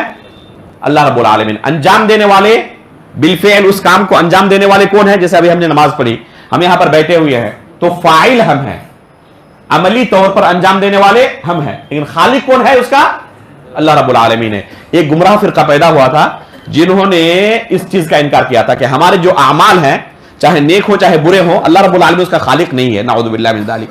امام بخاری رحمہ اللہ نے ایک کتاب لکھی خلق و افعال العباد کے نام سے، اسی گمراہ فرقے پر رد کرنے کے لیے، اسی گمراہ فرقے پر رد کرنے کے لیے کہ ہمارا خالق ہمارے اعمال کا خالق بھی اللہ رب العالمین ہے، چاہے وہ برے ہوں یا چاہے اچھے ہوں. ایک آخری نقطہ تقدیر کے تعلق سے کہہ کر، ہو سکتا ہے کہ بہت سارے لوگوں کے ذہن میں یہ اشکال پیدا ہو رہا ہو، اسی کا جواب دے کر اس کو ختم کروں گا. کچھ وقت زیادہ ہوگا اس لیے معذرت خواہ ہوں، لیکن یہ اہم نقطہ ہے، اس کو اگر چھوڑ کے چلا جائے تو مناسب نہیں ہوگا.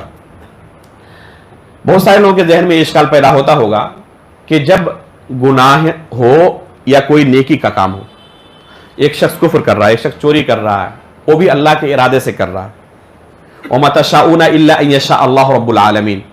تو پھر جب اللہ کے ارادے سے ہی ہو رہا ہے تو اس پر اس کو سزا کیوں ملے گی؟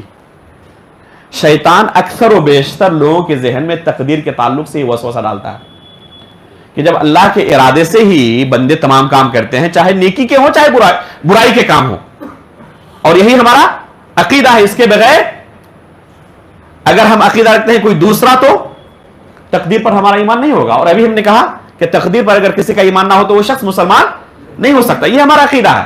لیکن یہ اشکال شیطان ہمیشہ لوگوں کے ذہن میں ڈالنے کی کوشش کرتا ہے کہ جب اللہ کے ارادے سے ہی ہم ہر کام کر رہے ہیں، گناہ کا ہو یا نیکی کا ہو، تو پھر اس پر ہمیں سزا کیوں ملے گی؟ کیا جواب ہوگا اس کا؟ جو شخص یہ کہہ رہا ہے خود اس دلیل کو وہ اپنی دنیاوی زندگی میں قبول نہیں کر سکتا. یہ جو دلیل دے رہا ہے کہ اللہ کے ارادے سے چونکہ ہم نے گناہ کیا ہے اس لیے ہمیں سزا نہیں ملنی چاہیے، یہ اس کی دلیل ہے نا. عین یہی دلیل کفار اور مشرکین نے اللہ کے رسول کے زمانے میں دی تھی. قرآن کریم کے اندر اللہ تعالیٰ نے اسے نقل کیا ہے. لو شاء اللہ ما اشرکنا ولا آباؤنا. یہ مشرکین کہا کرتے تھے کہ اگر اللہ چاہتا تو نہ ہم شرک کرتے، نہ ہمارے باپ دادا شرک کرتے، نہ ہم ان حرام کاموں کا ارتکاب کرتے. یہ کفار و مشرکین نے حجت قائم کی تھی، تقدیر کو لے کر حجت قائم کی تھی کہ اللہ نے ہماری تقدیر میں شرک کرنا لکھا تھا اس لیے ہم نے شرک کیا، لہذا اس پر سزا کیوں ملنی چاہیے ہمیں. تو یہ حقیقت میں کن کا اعتراض ہے؟ یہ کفار اور مشرکین کا اعتراض ہے، اور شیطان ان کے ذہنوں کے اندر یہ ڈالا تھا، اور قرآن کریم کے اندر اللہ نے اسے بیان کیا ہے، نقل کیا ہے. یہ جو دلیل کفار اور مشرکین نے دی تھی، یا شیطان مسلمانوں کے ذہن کے اندر بھی ڈالتا ہے اس کو، یہ ایسی فاسد دلیل ہے جس کی تردید کتاب و سنت سے تو ہوتی ہی ہے، عقل سے بھی اس کی تردید ہوتی ہے. بلکہ کوئی بھی دنیا کا عقل مند شخص اس دلیل کو قبول نہیں کر سکتا. ممکن نہیں ہے کہ اس دلیل کو قبول کر سکے. کیا دلیل دی ہے؟ کہ جب ہم گناہ کا کام اللہ کی مشیت سے کرتے ہیں، تقدیر کے اندر لکھے ہونے کی وجہ سے کر رہے ہیں، تو اس پر ہمیں سزا کیوں ملنی چاہیے؟ یہی نا اس کی دلیل ہے. اگر یہی دلیل اس کا بھائی اس کے اوپر کوئی ظلم کر کے پیش کرے تو اسے قبول کر لے گا وہ؟ جو اس نے ابھی دلیل دی نا کہ میں نے شرک کیا، میں نے چوری کی، میں نے ڈکیتی کی، میں نے جھوٹ بولا، میں نے غیبت کی، اس لیے مجھے سزا نہیں ملنی چاہیے. کیوں سزا نہیں ملنی چاہیے؟ دلیل دے رہا ہے کہ اللہ نے تقدیر میں لکھا تھا اس لیے میں نے کیا. تو ایک دوسرا بندہ آیا، اس کے بیٹے کو قتل کر دیا. اب یہ دلیل دے رہا ہے کہ میری تقدیر میں لکھا تھا تمہارے بیٹے کو قتل کرنا، اس لیے میں نے قتل کیا. تو مجھے سزا پھر کیسے ملنی چاہیے؟ کیا وہ معاف کر دے گا، چھوڑ دے گا، اس کی دلیل کو قبول کر لے گا؟ کیا خیال ہے؟ کوئی مل سکتا ہے دنیا میں آدمی ایسا جو اس کی اس دلیل کو قبول کر لے، اسے چھوڑ دے؟ چاہے وہ اللہ پر ایمان لاتا ہو یا نہ لاتا ہو، اگر اللہ نے عقل کی نعمت سے اسے نوازا ہے تو اس دلیل کو قبول نہیں کر سکتا۔ اسی وجہ سے دنیا کے کسی ملک میں آپ چلے جائیں، وہاں پر کورٹ ہے، کچہری ہے، پولیس ہے، عدالت ہے، کس لیے ہے؟ تاکہ مجرموں کو سزا دی جائے۔ وہ مجرم جو اللہ رب العالمین کی معصیت اور اس کی نافرمانی کرتے وقت یہ دلیل دے رہا تھا، وہ اگر وہی دلیل اسی پولیس کے سامنے، عدالت کے سامنے پیش کرے اور کہے کہ میری تقدیر میں لکھا ہوا تھا اس لیے میں نے چوری کی تھی، تو کیا وہاں کی عدالت اور وہاں کی پولیس اس کو قبول کر لے گی؟ جب یہ دلیل خود آپ دنیاوی معاملات میں قبول نہیں کرتے تو یہی دلیل اللہ تعالیٰ کے سامنے آپ کیسے پیش کر سکتے ہو؟ سمجھ رہے ہیں نا؟ جب اسی دلیل کو آپ دنیاوی معاملات میں سمجھتے ہیں کہ فاسد دلیل ہے، اور ہر شخص محسوس کرتا ہے کہ ہم مجبور نہیں ہیں۔ کبھی کسی کو لگا ایسا کہ میں کوئی گناہ کر رہا تھا، میرا ارادہ نہیں تھا گناہ کرنے کا، کوئی مجبور کر کے مجھے گناہ کام میں مبتلا کر دیا ہے، میں جھوٹ نہیں بولنا چاہتا تھا، بہت کوشش کی سچ بولنے کی، لیکن مجبور ہو کر میں نے جھوٹ بول دیا؟ کبھی ایسا ہوا؟ ہر کوئی محسوس کرتا ہے نا کہ میں آزاد ہوں۔ وَهَدَيْنَاهُ النَّجْدَيْنِ، اللہ تعالیٰ نے کیا کہا؟ ہم نے دونوں راستوں کے تعلق سے اسے بتا دیا ہے کہ یہ نیکی کا راستہ ہے، اس راستے پر چلتے ہوئے جنت پہنچو گے، اس راستے پر چلتے ہوئے جہنم پہنچو گے۔ دنیاوی معاملات میں ہر شخص اپنے لیے وہی انتخاب کرتا ہے جس سے دنیاوی مصلحت اس کے ساتھ جڑی ہوئی ہے۔ مثلا اگر کسی شخص کو کہا جائے کہ تم دلی جانا چاہتے ہو، تمہارے پاس دو راستے ہیں، ایک راستہ ادھر سے جاتا ہے، ایک راستہ ادھر سے جاتا ہے، اس راستے سے جاؤ گے تو راستے میں سب چور اچکے اور لوٹیرے موجود ہیں، دلی تک پہنچنے سے پہلے ہی تمہیں لوٹ لیں گے، قتل بھی کر ڈالیں گے۔ اور دوسرا راستہ جو ہے ایک دم بالکل مأمون ہے، پرامن ہے، اس راستے میں سب ایک دم الحمدللہ اللہ والے موجود ہیں، اور مہمان جو لوگ گزرتے ہیں مسافرین کی خدمت کرتے ہیں۔ تو کوئی بھی دنیا کا ایسا شخص ملے گا جو یہ پرخطر راستہ اختیار کرے؟ تو جب دنیاوی کسی منزل تک پہنچنے کے لیے آپ کے پاس دو راستے ہوں اور آپ کو پہلے سے پتا ہو کہ اس راستے پر ہلاکت ہے اور اس راستے پر نجات ہے، تو جب آپ اس راستے کو اختیار کرتے ہیں جس میں نجات ہو، تو آخرت کے معاملے میں وہی چیز کیوں نہیں کرتے آپ؟ اللہ تعالیٰ نے کہہ دیا نا کہ اس راستے پر آپ کو نجات ملے گی، جنت ملے گی، اور اس راستے پر چلتے ہوئے جہنم ملے گی، اور آپ کو کسی نے مجبور بھی نہیں کیا۔ اس کے باوجود آپ چاہیں کہ اسی راستے پر چلیں، اور چاہیں کہ اللہ رب العالمین تقدیر والی دلیل کو حجت بنا کر میں اللہ تعالیٰ کو میں کیا کروں؟ قائل کر لوں کہ میں مجبور تھا، میری تقدیر میں لکھا تھا اس لیے میں اس راستے کو انتخاب کیا۔ دنیاوی معاملات میں تم نے ایسا کیوں نہیں کیا تھا؟ تو ظاہر سی بات ہے کہ یہ دلیل کوئی بھی عقل مند شخص قبول نہیں کر سکتا۔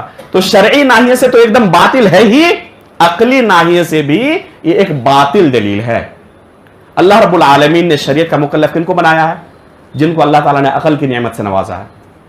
کسی مجبور کو اللہ رب العالمین گناہ نہیں دے گا۔ اگر کسی شخص کے اوپر کوئی تلوار لے کر کھڑا ہو جائے اور اسے کہے کہ تم کفر کرو، اور اس نے اس کو راضی کرنے کے لیے صرف زبان سے کفریہ کلمہ ادا کر دیا، اس کے باوجود وہ شخص دائرہ اسلام سے خارج نہیں ہوگا۔ الا من اکرہ وقلبہ مطمئن بالایمان، اللہ تعالیٰ نے قرآن کریم کے اندر کہا ہے کہ اگر کسی کو مجبور کیا جائے کلمہ کفر ادا کرنے کے لیے لیکن دل مطمئن ہو ایمان پر، تو وہ شخص اللہ تعالیٰ کے پاس قابل مواخذہ نہیں ہے۔ اس سے کیا پتا چلتا ہے کہ ہم مجبور نہیں ہیں۔ اگر مجبور ہو جائے تو پھر ہمارا مواخذہ نہیں ہوگا۔ مواخذہ کب ہوگا؟ جب اپنے ہوش و حواس سے اور اپنے ارادے سے ہم نے کوئی گناہ کا کام کیا ہو، تب مواخذہ ہوگا ہمارا۔ اس لیے بچے کو اللہ نے مکلف نہیں بنایا ہے۔ اللہ رب العالمین نے کسی مجنون کو، کسی پاگل کو مکلف نہیں بنایا ہے، کسی مجبور کو اللہ نے مکلف نہیں بنایا ہے، اور اللہ رب العالمین ظالم بھی نہیں ہے۔ اللہ رب العالمین عدل و انصاف کرنے والا ہے۔ ذرے کے برابر بھی اگر کسی نے نیکی کی ہوگی اس کا بھی اللہ تعالیٰ بدلہ دے گا، اور گناہ کیا ہوگا تو اس کا بھی بدلہ دے گا۔ اس لیے تقدیر پر ایمان لانے کی وجہ سے کوئی شخص یہ حجت پیش نہیں کر سکتا، یا شیطان کسی کو یہ ورگلائے نہ، بلکہ حقیقت میں تقدیر پر کسی کا صحیح طریقے سے ایمان ہونا تو اللہ رب العالمین سے نفرت نہیں ہوگی، محبت ہوگی۔ آپ بتائیں کہ آپ کو اگر پتا چل جائے کہ آپ کے گھر میں ایک شخص مہمان کے طور پر آ رہا ہے، کسی نے آپ کو خبر دے دی کہ جو آپ کے گھر میں مہمان بن کر آ رہا ہے وہ حقیقت میں ایک سازش کے تحت آ رہا ہے، آپ کے گھر میں آپ کے بچے کو قتل کرنے کے لیے، آپ کی تجوری ختم کرنے کے لیے، اس کے آنے سے پہلے اس کی سازش کے بارے میں آپ کو علم ہو گیا، کیا خیال ہے اس بندے کی آپ ضیافت کریں گے؟ مہمان نوازی کریں گے؟ کر سکتا ہے کوئی؟ بہت مشکل سے کوئی بندہ نہیں ملے گا. اگر مل بھی جائے بہت بڑے دل والا کہ میں اس کی مہمان نوازی کروں, ہو سکتا ہے کہ اس کی نیت بدل جائے. مان لیجئے کہ کر بھی لیا, آیا وہ مہمان ہوا اس کے گھر میں اور اپنی سازش کے تحت اس کے بچے کو قتل کر ڈالا, کیا اس کے باوجود بھی وہ بندہ اس کی مہمان نوازی جاری رکھے گا؟ ایسا تو بندہ کوئی دنیا میں مل نہیں سکتا. مل سکتا ہے؟ پہلے سے علم ہو جائے تو وہیں سے وہ دفع کر دے گا. اگر بہت بڑا دل بھی دکھایا تو کب تک برداشت کرے گا؟ جب تک اس نے جرم نہیں کیا ہے. جرم کرنے کے بعد بھی اس کے ساتھ انعام و اکرام والا معاملہ کرے, ایسا بندہ تو دنیا میں کوئی مل نہیں سکتا. لیکن اللہ رب العالمین کے بارے میں غور کریں. ابھی جو تقدیر کے 4 مراتب ذکر کیے گئے وہ کیا تھے؟ اللہ رب العالمین کو پہلے سے علم ہے. اللہ رب العالمین کو پہلے سے علم ہے نہیں ہے کہ ہم گناہ کرنے والے ہیں, ہم شرک کرنے والے ہیں. اس کے باوجود اللہ رب العالمین ہمیں رزق دے رہا ہے, بولنے کی طاقت دیا ہے, سننے کی طاقت دیا. اللہ تعالیٰ سلب تو نہیں کر لیتا نا. کب تک مہلت دیے ہوئے ہے؟ آخری سانس تک. غرغرہ سے پہلے بھی توبہ کر لو گے تو میں تمہیں بخش دوں گا. ایسا دل کوئی دکھا سکتا ہے؟ اللہ رب العالمین کی ذات کو دیکھیں کہ اللہ تعالیٰ نے ہمیں کتنی مہلت دی ہے. ہم دن و رات گناہ کرتے ہیں, پہلے سے اللہ کو پتا ہے. اس کے باوجود اللہ رب العالمین ہمیں انعام و اکرام سے نوازا ہوا ہے, اور اس وقت تک نوازتے رہتا ہے جب تک کہ ہماری موت نہیں ہو جاتی. اس کے باوجود آخری سانس تک ہم نے کوئی توجہ نہیں دی اور اسی پر آخری سانس تک باقی رہے, تب اللہ رب العالمین ہمیں سزا دے گا. لیکن آخری سانس سے پہلے بھی اگر ہمیں توبہ کر لیا تو اللہ رب العالمین, ابھی میں نے کیا کہا, تائب من الذنب کمن لا ذنب لہ, زندگی بھر کی تمام گناہیں اللہ رب العالمین بخش دیتا ہے. اللہ رب العالمین سے دعا ہے کہ اللہ رب العالمین ہمیں دین کی صحیح سمجھ عطا فرمائے, اور اللہ رب العالمین ہمیں ان پر عمل کرنے کی بھی توفیق عطا فرمائے. وقت کچھ زیادہ ہو گیا, 15-20 منٹ, اس لیے معافی طلب کرتا ہوں. اللہ رب العالمین سے دعا ہے کہ جو ہم نے یہاں پر سیکھا ہے اللہ رب العالمین ان پر عمل بھی ہمیں کرنے کی توفیق عطا فرمائے. ایمان کی حالت پر ہماری وفات ہو اور نبیین, صدیقین, شہداء و صالحین کے ساتھ ہمارا حشر ہو. آمین. تقبل رب العالمین. وصلی اللہ علی نبینا محمد.